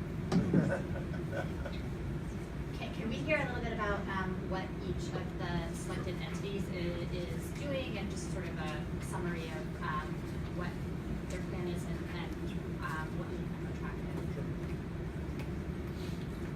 Mr. Chairman, to return to your question as well as far as a vote, I think it would be appropriate for the Commission to vote to identify those 7 vendors as qualified, and that would therefore formalize that list as qualified vendors. Let's respond to Commissioner McBride's request first. Of course. Thank you. So I mentioned Earthwise Outreach. They're a Boston-based cannabis training and education group specializing in entry-level and entrepreneurial training. EWO is passionate about preparing social equity program participants with the skills needed to succeed in the rapidly emerging industry. So their focus is mostly on entry-level and entrepreneurial training. The Cannabis Community Care and Research Network, they're a woman-owned, social justice-oriented company out of Somerville. They focus on accelerating high-quality cannabis research, science, and education in order to break the stigma around cannabis. Greenlight Business Solutions, they're a comprehensive consulting company. They combine about 30 years of business planning and development experience. They have 20 years of legal experience and 10 years of cannabis experience, providing clients with a well-rounded approach to navigate the industry's complex and evolving landscape. MRCC is a 501c4 nonpartisan nonprofit committed to helping communities most impacted by the war on drugs by offering a variety of services and working with local and state governmental bodies to ensure the safety and well-being of recreational marijuana consumers, businesses, and the general public. So again, the local interactions as well as in business planning. Point 7 Group is a certified women's business enterprise supporting cannabis businesses throughout the country. Services range from licensing and technical writing through post-licensure operations and training to marketing, brand development, and facility design. They've worked in a variety of other states as well. QIC Consulting LLC is Quality, Integrity, and Culture is the acronym for QIC. They have multi-state managerial experience in medical and recreational consumer-facing markets. And lastly, Marketing Edge Consulting Group and Edge Institute. They're a certified woman-owned business as well. They've been collaborating with public and private organizations to help entrepreneurs achieve their business goals from creation to acceleration. Thank you. Second point to explain to Any other questions? Then, Mr. Executive Director, could you be explicit in terms of what you're seeking approval from the Commission on? Sure. I would like I would seek the commission's approval or designation of Earthwise Outreach, Cannabis Community Care and Research Network, Greenlight Business Solutions, MRCC, Point 7 Group, QIC Consulting LLC, Marketing Edge Consulting Group, or Edge Institute as the 7 qualified vendors through this social equity program RFP. Can I have a motion then to approve the recommendation of the executive director? So moved. Second. Let the record show Commissioner McBride made the motion to approve, seconded by Commissioner Flanagan. All in favor? Aye. All opposed? Let the record show the commission unanimously approved the recommendation of the executive director. Mr. Chairman, Yes, Commissioner Tennant. I just want to recognize Shakia Scott for the tremendous amount of effort and work that she put into this process. Stand up, sir.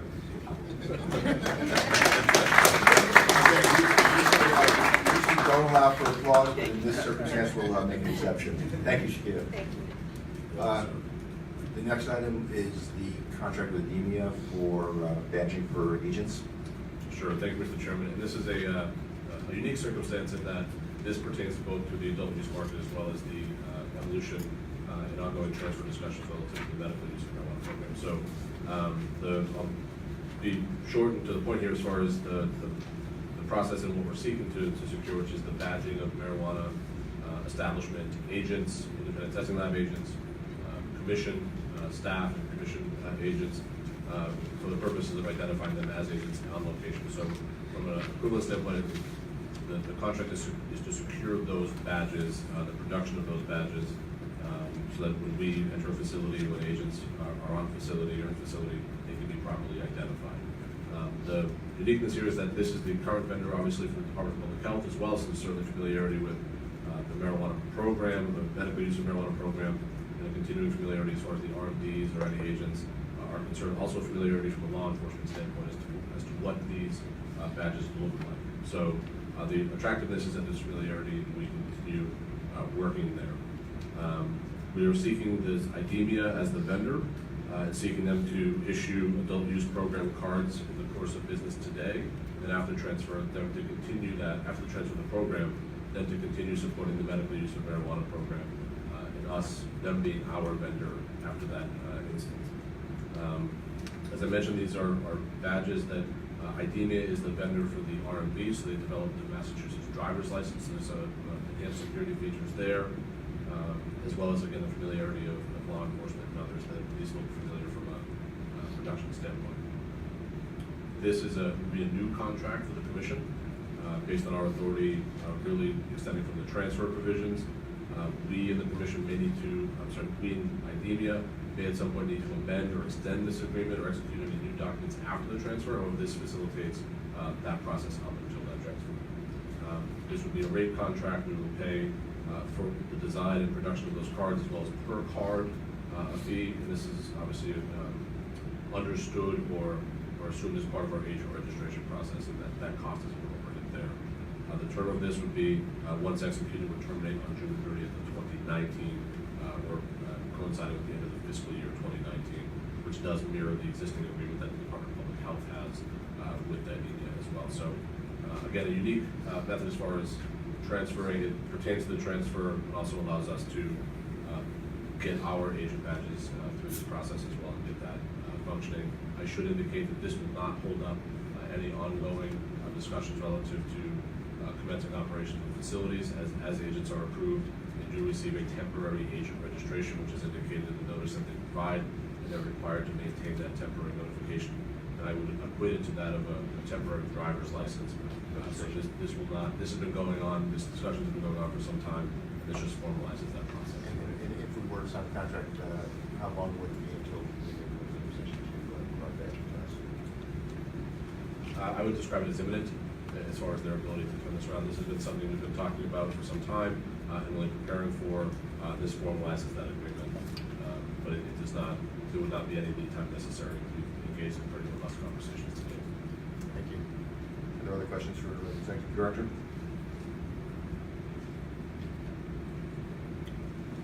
And again, if you could be explicit in terms of what authorization you're seeking from the Commission. Sure, I'd be seeking the approval of the contract, the authorization to execute the contract between the Commission and the vendor IDEMIA. have a motion to approve the recommendation? Second. Let the record show Commissioner McBride made the motion to approve, seconded by Commissioner Flanagan. All in favor? Aye. All opposed? Let the record show the Commission unanimously approved the recommendation of the Executive Director. Thank you very much. The next item on the agenda is social consumption, and there are two parts to this conversation. We had requested at our last meeting that the Executive Director take some time to go back and, first of all, compile a list of the questions that were raised by various commissioners when this was presented 2 weeks ago. And second, to provide us with at least a high-level timeline for how long it would take the staff to respond to that. So let's take that first. Then there's a second issue, which was we discussed doing a pilot. And I wanted to make explicit what we're intending to do and make sure that we're all aligned and take a vote if necessary. But let's start with the compilation of the questions and the timeline, Mr. Executive Director. Thank you, Mr. Chairman. And before you, as far as the slides are concerned, it's kind of that consolidation of those questions that were raised during the last commission meeting. I'll go by them through kind of a high level, which is, did the city of Denver or other municipalities take up public transit options into consideration when promulgating zoning rules for social consumption? Are there any public safety measures to ensure that products entering bring your own cannabis establishments are safe, to be tested in accordance with regulations, balance both equity and public safety? If bring your own cannabis is not feasible from a public safety perspective, could the commission impose price controls? I thought we already said, you know. This is a consolidation of those questions that were raised during the course of discussion. Could the commission impose price controls to prevent undue markup that may disproportionately harm populations already unable to smoke or vape in their homes? Is there more information and research available regarding secondhand smoke? How are prepared food products tested in other jurisdictions in serving safe serving amounts or proper dosing? What recommendations exist elsewhere for single day or short-term events? Okay, that was great.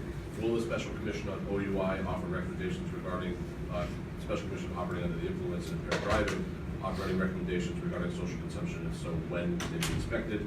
What are the barriers to entry into the social consumption marketplace? What costs are associated with starting a social consumption business? What are the businesses required to do to protect the general public and prevent their patrons from operating a motor vehicle under the influence?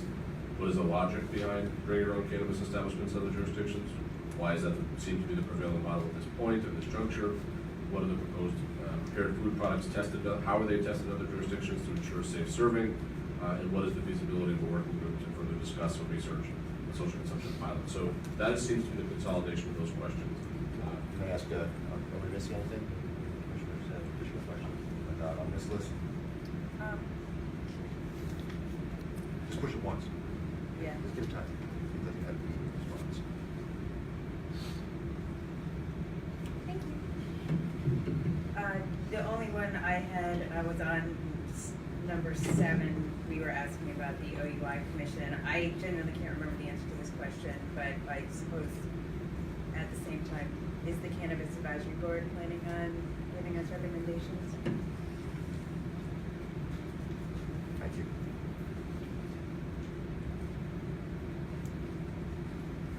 So I guess as a jumping off point from a discussion standpoint, these are the questions that were raised during the course of the reaction to the amendment that staff provided.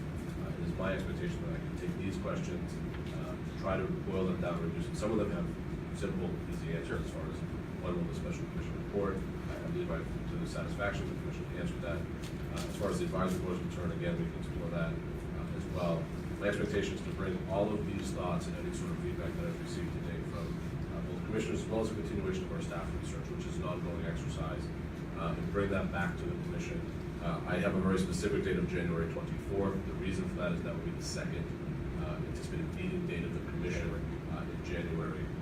That is an attempt on my part to be both realistic as well as realistic in regards to the workload and the requirement to give this the thought and study that it certainly requires, but also realistic in the sense of urgency and obviously the priority that this represents for the Commission's discussions and deliberations. So I guess I'd also preface it by saying I'm not anticipating either limiting my myself or the staff of the commission to just these questions. So if in the course of that research, other things do come up, or if developments occur, whether it be across the country or across the globe, relative to social consumption, we will undertake that effort too. So I would just appreciate it that is the case, that perhaps you could include other topics that you're planning to cover in one of your summary reports, in one of your executive director reports, just to keep us online with your expectations. we have to do that. So the 24th is your, January 24th?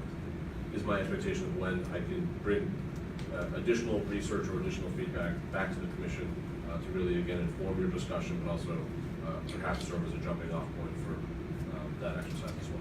Thank you. So, Commissioner Tyler? Just on number 8, what costs are associated with starting a social consumption business, I would add relative to other businesses, if that accurately characterizes the question. Any other questions? Are people comfortable with the January 24th time? First of all, thank you, Mr. Executive Director, for both taking the time to go through this process since our last meeting, and also, I think, giving us a pretty explicit and highly sensitive, urgent time frame. So I appreciate that. I know there's a lot of work behind most of these questions, but thank you for that. Are we anybody uncomfortable with the timeline that the Executive Director has articulated? Commissioner Tyler? I'm just uncomfortable with the last question being on this list. I think that might have been a miscommunication. Number 12? Yeah. No, that's not, that is just poor graphics. So the January 24th timeframe is 1 through 11. Okay. And we're going to discuss, as soon as we're done with this, we're going to discuss number 12. Okay? So for questions 1 through 11, the timeframe that the Executive Director just articulated, is that okay with everybody? Okay. Well, again, my thanks to the Executive Director and staff for that. So the second part of this conversation, or follow-up conversation on social consumption, is the feasibility of a working group to further discuss and research a social consumption pilot program. We did discuss this. I think that there was general consensus that it was a good idea. I think we'd like to get a little bit, at least personally, I'd like you just to be a little bit more explicit in terms of exactly what we're going to do and how we're going to do it, and potentially take a vote on it if we think that's necessary. But Commissioner Title is circulating something. We're going to lead us through this, please, Commissioner Title. Sure, and I appreciate the request to clarify. So this is simply a motion that is rewriting what I suggested at our last meeting, and I would welcome any changes or any questions as to why it's phrased the way it is. So I will read it. Motion to direct the Executive Director to seek interested participants for a working group on social consumption. The working group will consist of 2 commissioners and 5 to 10 municipal leaders, parentheses, mayors, city councilors, selectmen, town managers, town administrators, town planners, or health officials, who are personally committed to implementing social consumption in their locality and believe the city or town they represent would participate in a pilot program. The purpose of the working group is to collaboratively establish a framework for a pilot program regulating marijuana establishments allowing on-site consumption of cannabis for the consideration of the legislature, the commission, and municipalities who wish to participate. The group will examine feedback submitted to the commission from the Cannabis Advisory Board and other public health experts, public safety experts, legal experts, prospective entrepreneurs, and other stakeholders, and will solicit additional feedback as necessary. Thank you, Commissioner Title. I appreciate taking leadership on this. Are there questions for Commissioner Title? Mr. Chairman, Yes. I just have one edit, and I think it's a friendly amendment to this. Certainly, cities and towns are going to look at this from the perspective of the parameters of their municipality. And so my only suggestion would be to take out who are personally committed, and then just input who are interested in, and then implementing social consumption. Because my thought process is that if a city or town is participating in this, they are committed to doing it. So regardless of the personnel that they send to do this, personally committed really isn't a part of that. So you're suggesting we change it to who are interested in implementing So- social Yeah, so consumption? take out who are personally committed and instead put who are interested in, and then leave the rest, implementing social consumption. That's fine. Go ahead. Questions? I just have a question. Is this intended to be an open meeting law I'm just wondering if we have the capacity to split that, it's just a No, working group. right, and that's Yeah. why I put two commissioners. Okay, great, thank you. Other questions? Related to that, Mr. Chairman, Yes. that's actually Commissioner Bowman's point, which is, I wonder, as far as commission consideration discussions relative to, if this group is advising the commission, it's an appointed subgroup, then I think it would trigger open meeting. Right. However, if it's then advised me in my work, it would not necessarily, that's my Yeah. understanding, I'm not looking to make a. No, I think that's important. Commissioner Tyler, what are your thoughts on that? I would like to change my motion to, for the consideration of the legislature, the commission, staff, and municipalities who wish to participate.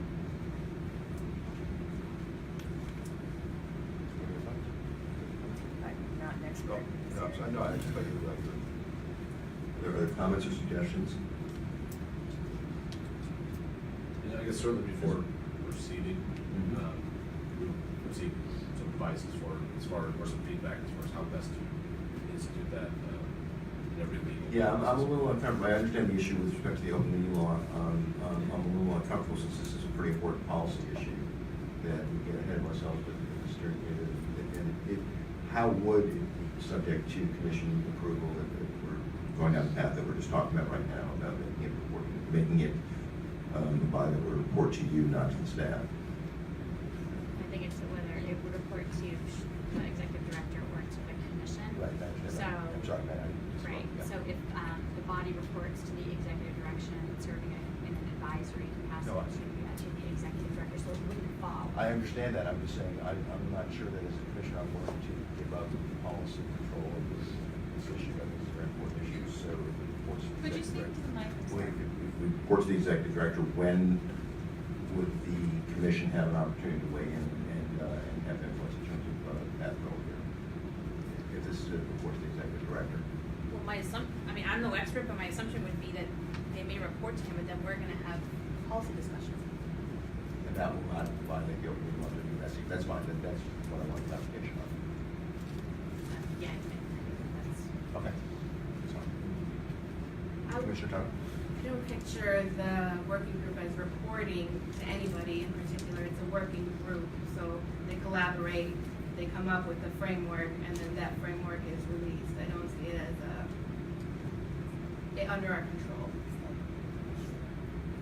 Say that again. I was just saying, it's the open meeting law. Our smoking working group is not subject to open meeting law, correct? As an entity that advises me in my capacity, no.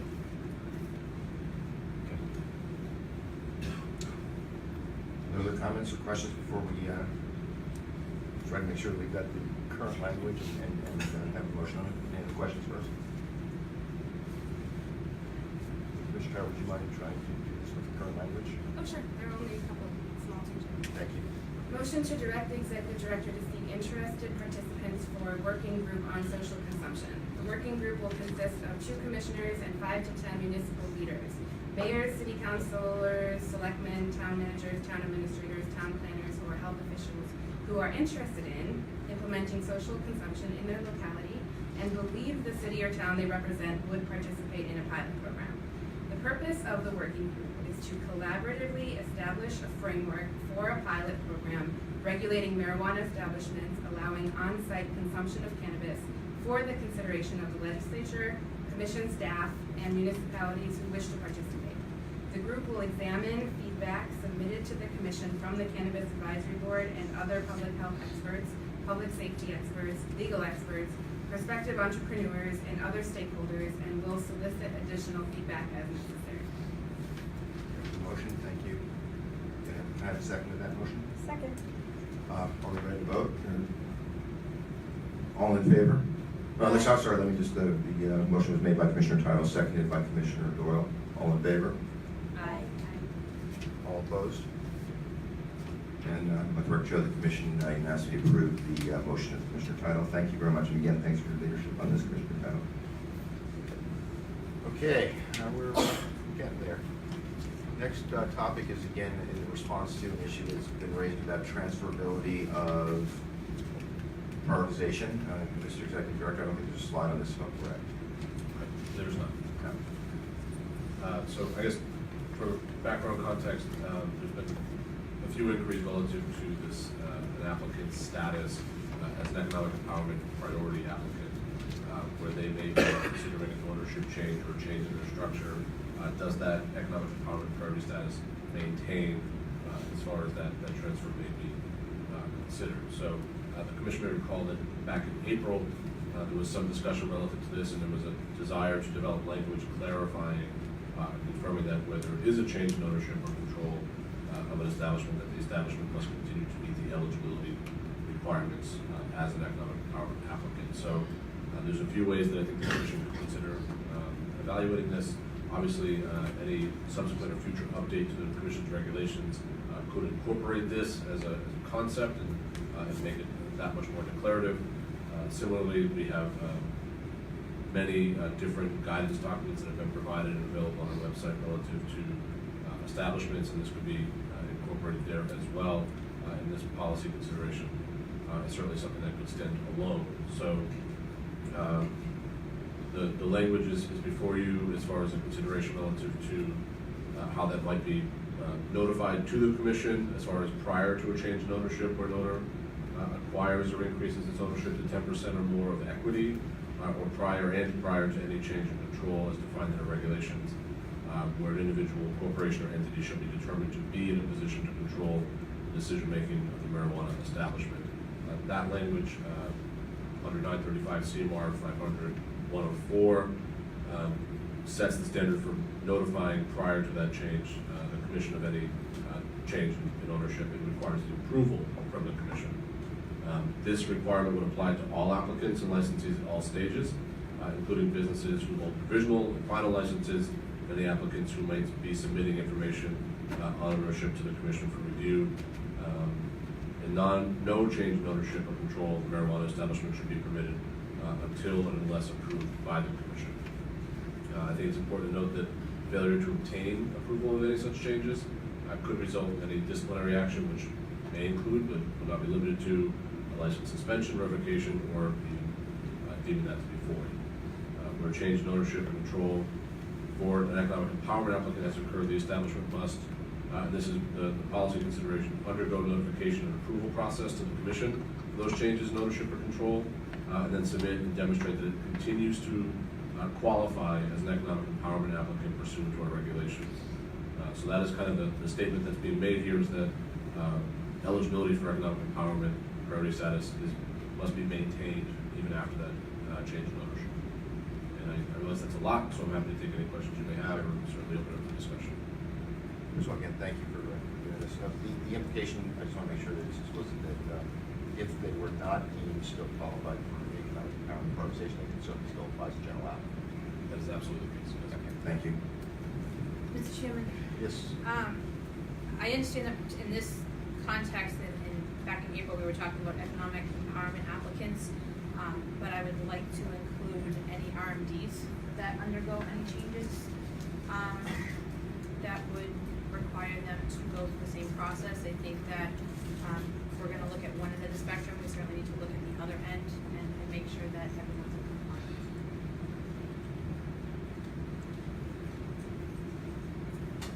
Commissioner Town? I just want to echo Commissioner Flanagan's concern. And also just clarify, I don't believe we've received any such approval requests yet. If we do, is that a commission level decision? As far as the approval of that transfer, today it would be easy. Any questions? Commissioner Draw? And it's distinctly possible that I'm misremembering this, but I thought when we discussed this issue back in April, we talked about, and maybe this is what is intended to be covered here, but making sure that people who were in economic empowerment application status, their roles didn't change dramatically. You know, if there was a change in ownership and control, such that it still maintained that flavor of economic applicant status. Thinking by the nods that everybody is remembering the same. I think that's right. I think that's right. Okay. I just want to make sure that I think this is consistent with that stays. spirit. Good. Commissioner Mike? Are there any other questions? Then if you could change articulate I think it's the last paragraph. thank you. Yeah, the rest of it. So the discussion in the policy consideration would be that where there's a change in ownership and control for a certified economic empowerment applicant that has occurred, the establishment must undergo the approval process provided by our regulations. In its submission, demonstrate that it continues to qualify as an economic empowerment applicant pursuant to those regulations. Upon the receipt of notice and a request for approval, the Commission shall review anew the marijuana establishment's eligibility for economic empowerment certification. What about the suggestion?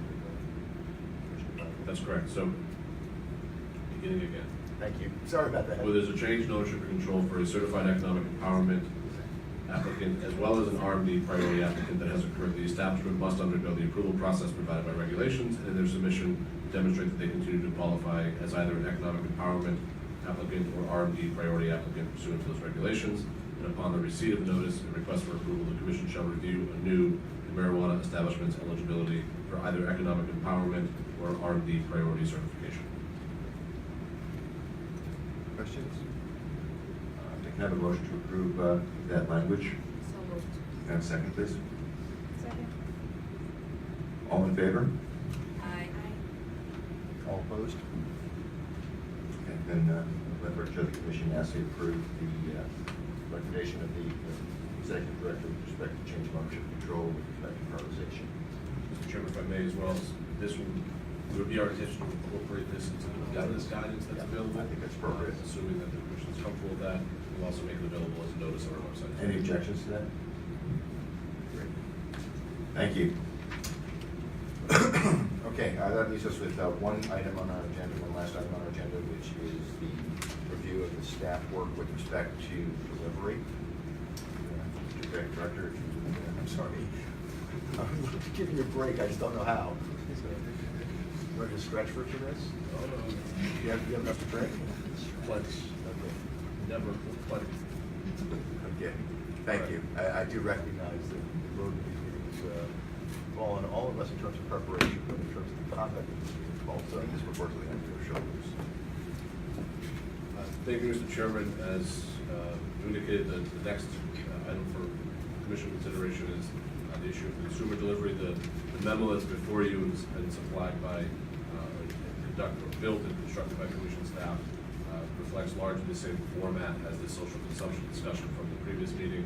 It really is intended to be a comprehensive overview of delivery items, consumer delivery items from across the country, and where relevant, trying to call out any issues that may be of relevant consideration for the Commission. So with that as kind of as a preface, it's also intended to provide, really as a research base, any sort of references that might be pertinent for your consideration moving forward as well. So that said, recall the Commission does have the authority to license the delivery of adult use of marijuana and marijuana products to consumers. The medical use of marijuana program currently administered by DPH does allow for the delivery of product to patients pursuant to their regulations. There was a motion previously, as far as the final regulations were concerned, to eliminate both social consumption and delivery from the proposed regulations. That there's desire at that point to return at this juncture to consider this as a policy and develop any regulations that might be necessary in the February 2019 timeframe. This memo is really intended to provide a brief overview of other jurisdictions that may have a consideration here.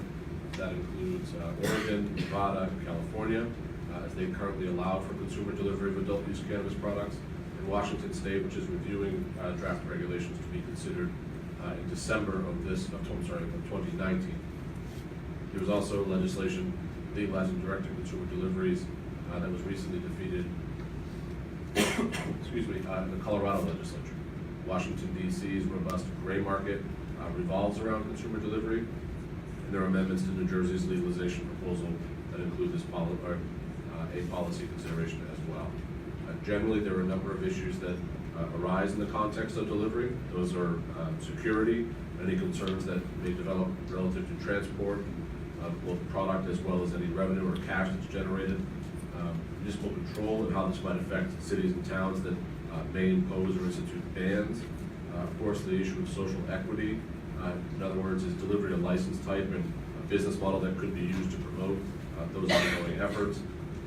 Another concern that's been identified across the country is the issue of traffic, which may be a factor for any discrepancies between the vibrancy of the California or the Oregon delivery market.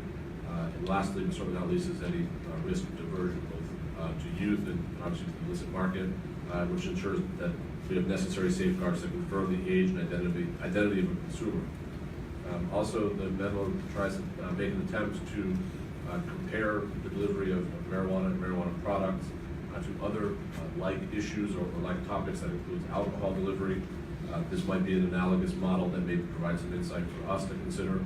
Under alcohol regulations, a liquor store may apply for a transportation or delivery permit to deliver directly to consumers using their own vehicles and employees.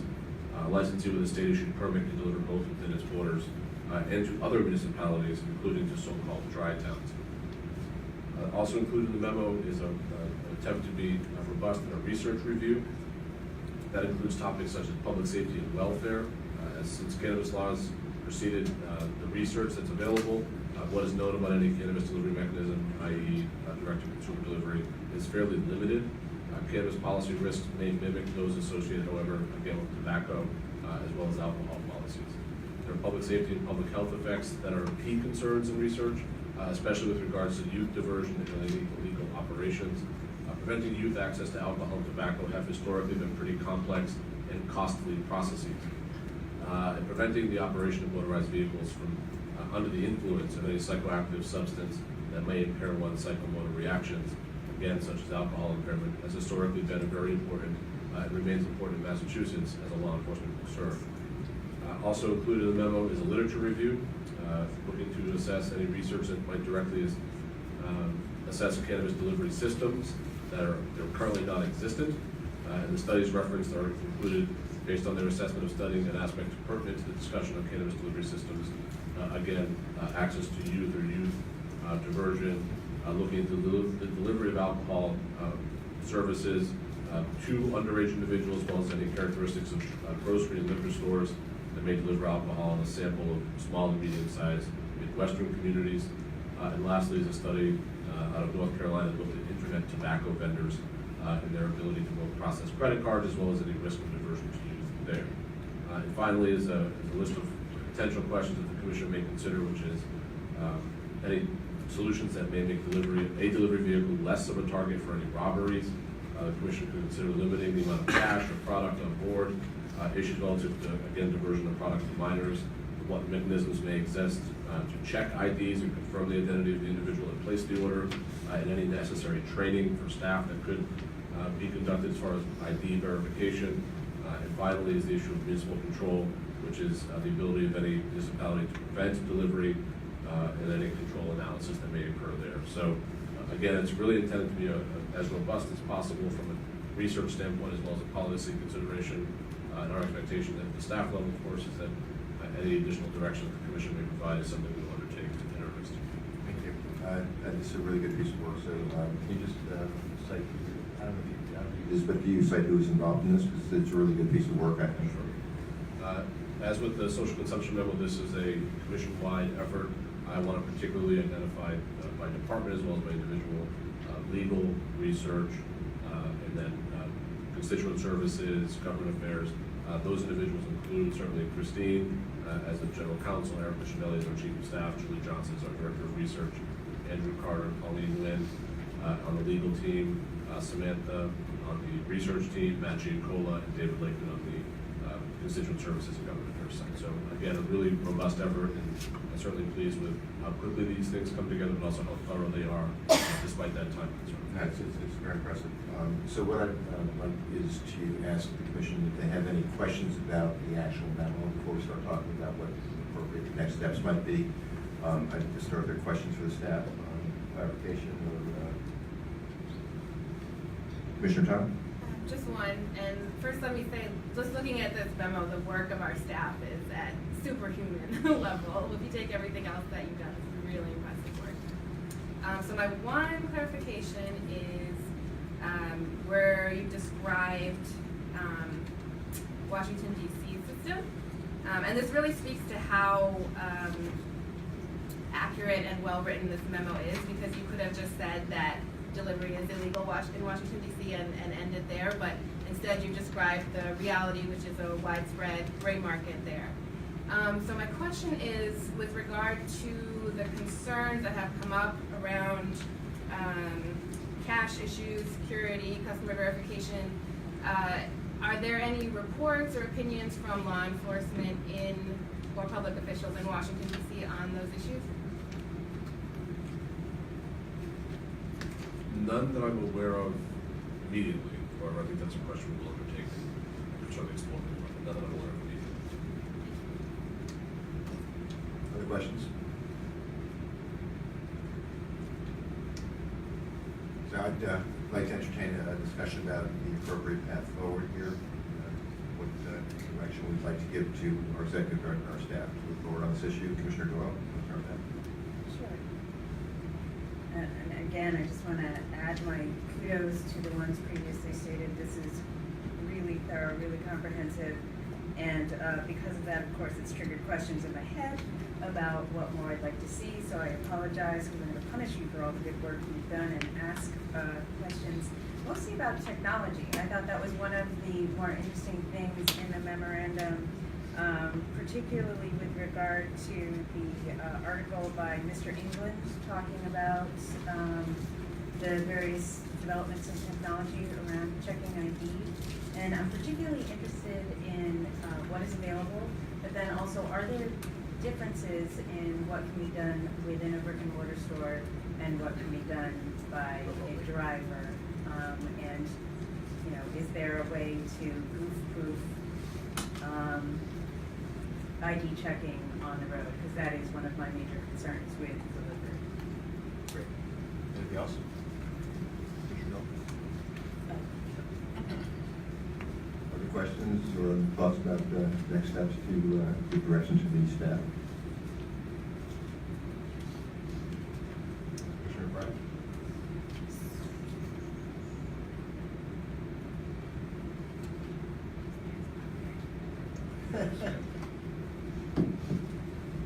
So I'd like to put forth a proposal for the commission to consider and actually have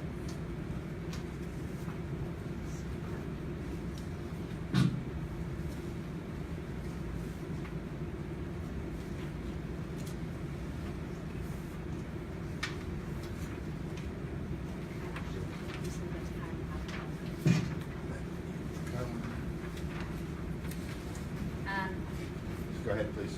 So my proposal would be for us to consider allowing marijuana establishments licensed as micro businesses to deliver directly to consumers.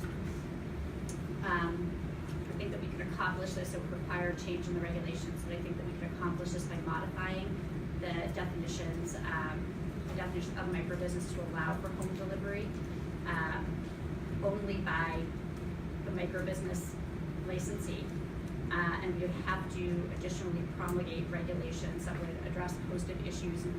I can list a few of them, but I suspect that many more would come up during the course of conversation. You know, things such as what Commissioner Goodell just raised with ID checks, security, certainly consumer education, including OUI and diversion prevention, operational protocols, and providing for delivery endorsements or something for micro businesses that might be licensed prior to the delivery system, the regulations being put into place.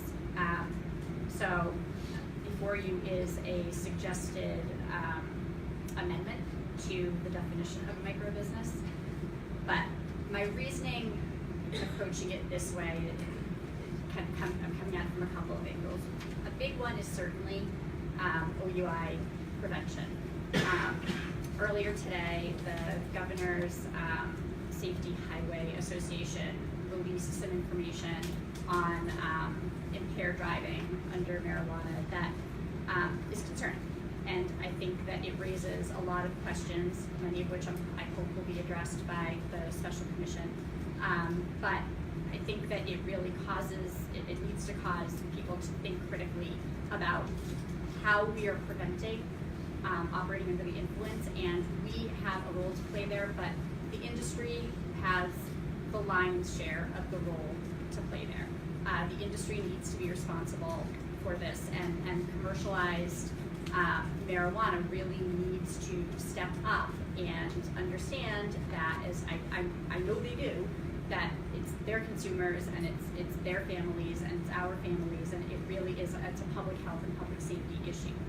So I think that there's a way to start to approach this as a policy matter, as a way to decrease OUI prevention if it is done thoughtfully, which I think would do that. I also think that this dovetails well with our obligation to establish policies and procedures to promote and encourage full participation of the regulated marijuana industry by farmers and businesses of all sizes, and that's given to us under 94G.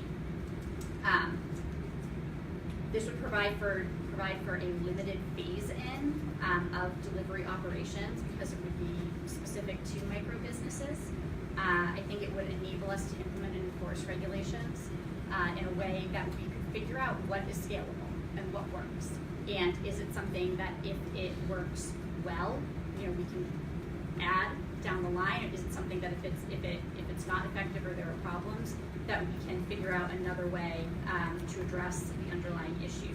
And I think that it also focuses the development of a regulated delivery system by coupling the regulated system with an opportunity to participate in these licenses by applicants in a license type that is intentionally designed to be a lower barrier to entry.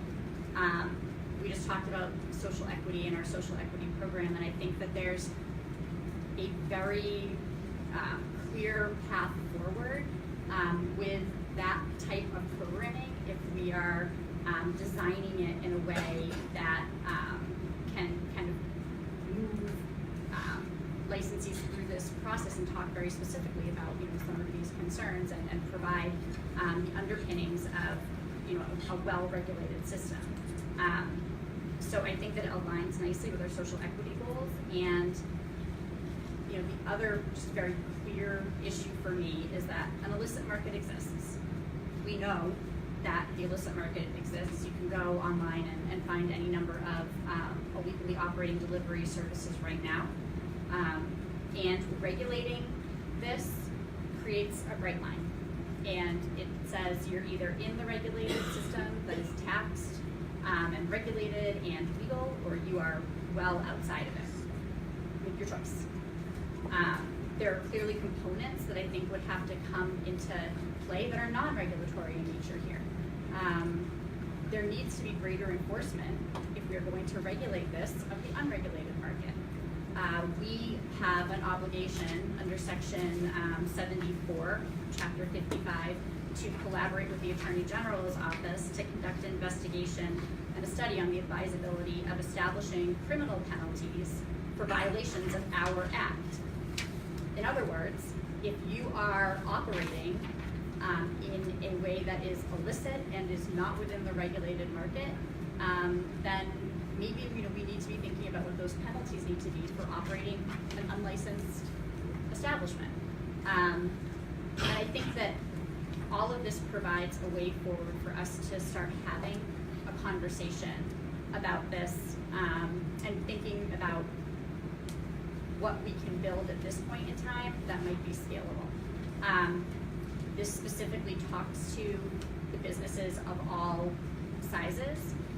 It's done in a way so that we can incorporate a variety of applicants here that are interested in that local small business model. So I'd like to put that out there for discussion and talk about it. Thank you as always for your thoughtfulness. It's a very interesting, very well thought out proposal. Are there comments on this? I have some thought. Go ahead. I think it's a good idea.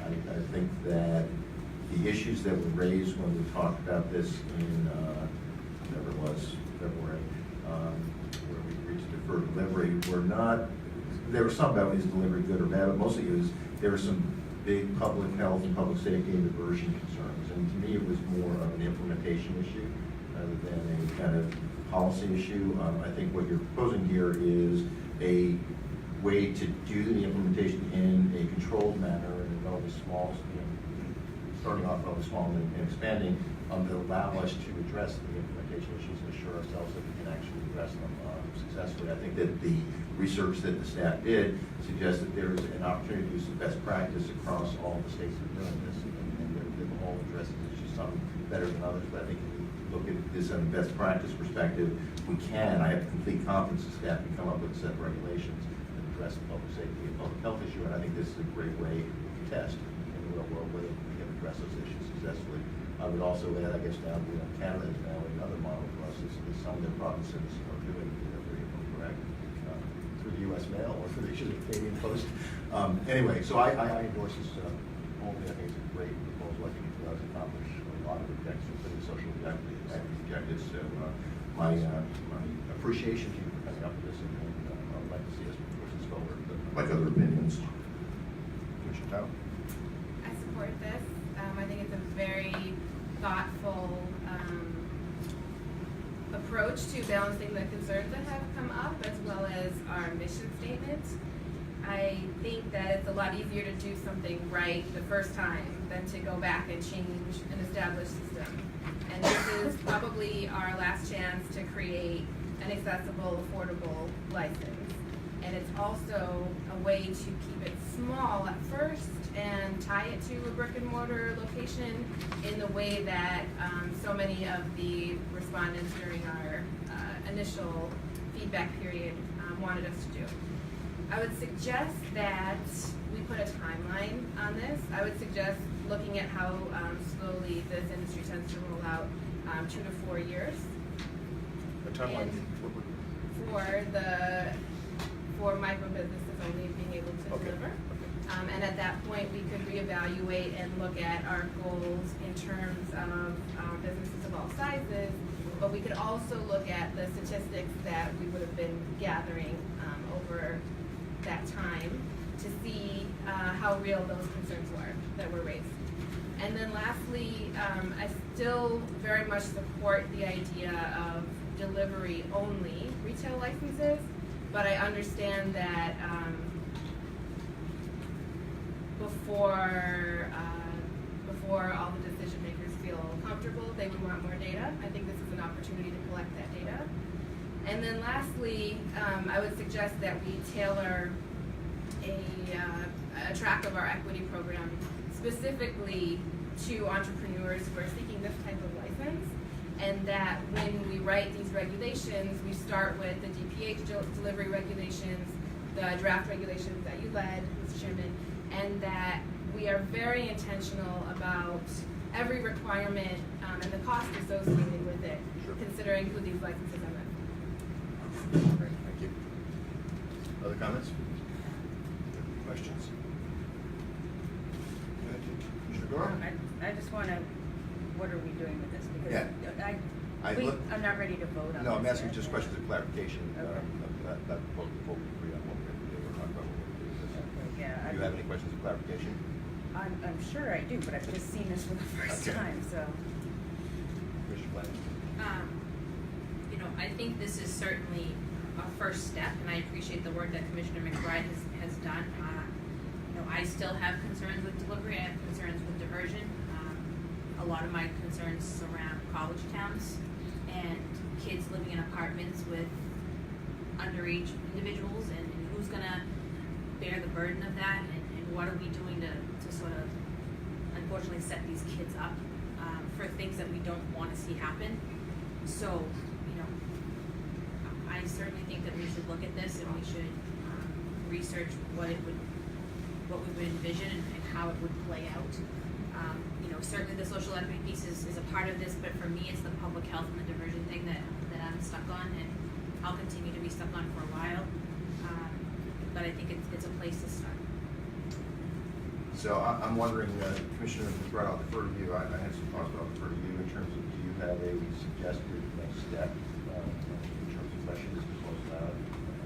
I had some thoughts on it. I'd like to think about this longer than I have. This Commissioner Klein just pointed out. For your thoughts. I guess I wasn't, under any presumption that we would be able to vote and No, I go don't. ahead with this. I wanted to put it out there for our deliberation, today, and, I think it may make sense for the commission to consider this and consider whether we, are in a position where we want to move forward with drafting, some regulations around it for consideration. Yeah. My thought is that, and I tried to say this a few minutes ago,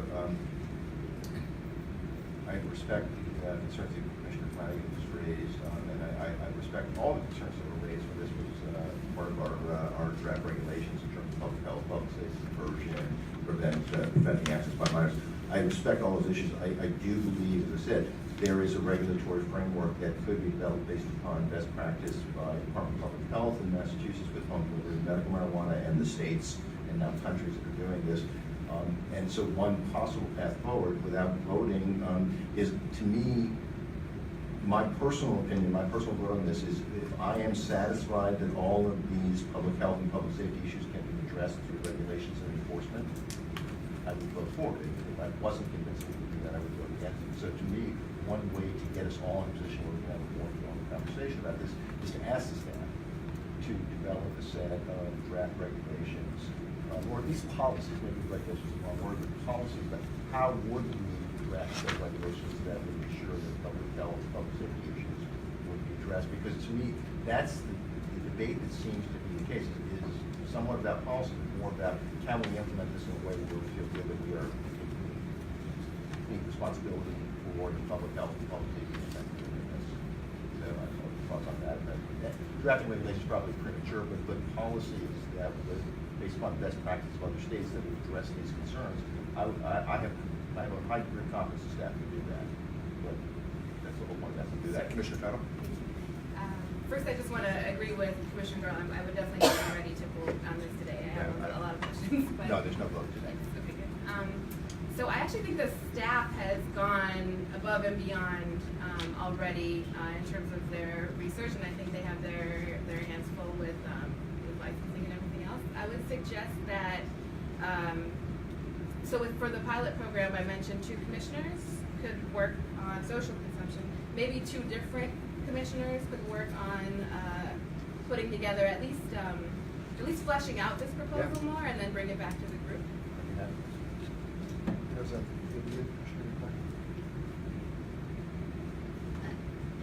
I think Brian said that. I also just want to make it clear that this is imperfect, right? I mean, and everything that we're sort of engaging in is imperfect. So I put this out there for our consideration, but there are certainly going to be things in here that we haven't thought of that really do that.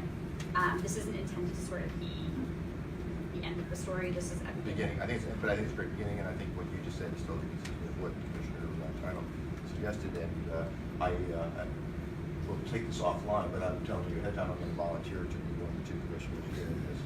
Well, you did all the initial research. Back before we had staff, Yeah. Although there's a debate about exactly when we had staff and what we did.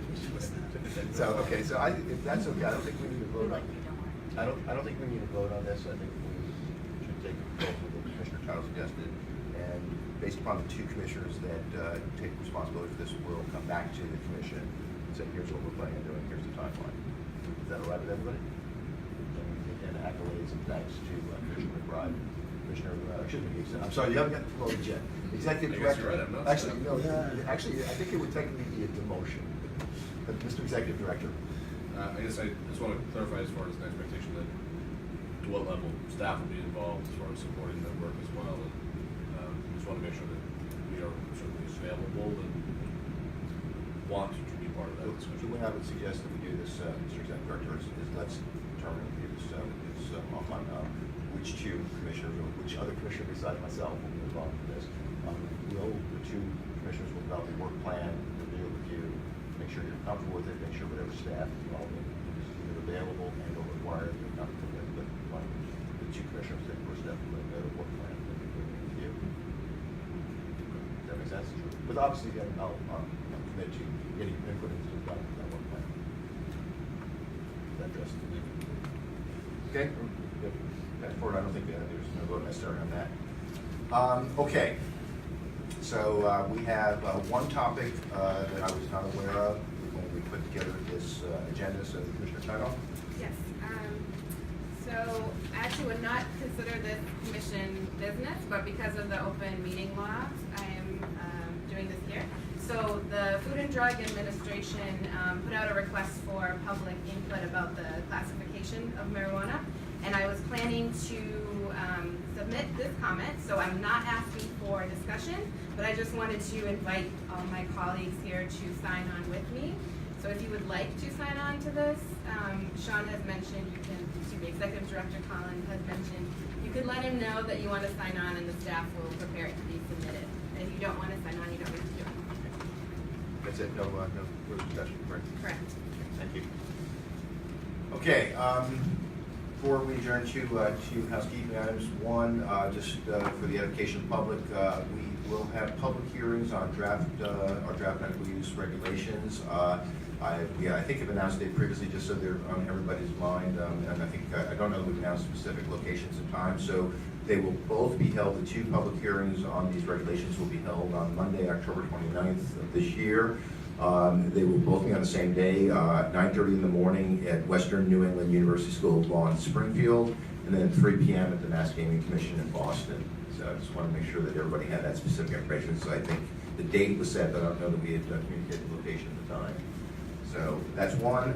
Then last thing is that we had a possibility of having a follow-on meeting or continuation of today's meeting if we didn't cover the entire agenda. The good news is we have, so there will be no follow-on meeting for this. So our next regularly scheduled meeting is Thursday, November 1st, 1 p.m. Health Policy Commission right here. I will say that there's a potential conflict, so keep your eyes open because it's possible we might have to change that. But right now on the calendar, the next regularly scheduled meeting is Thursday, November 1st, 1 p.m.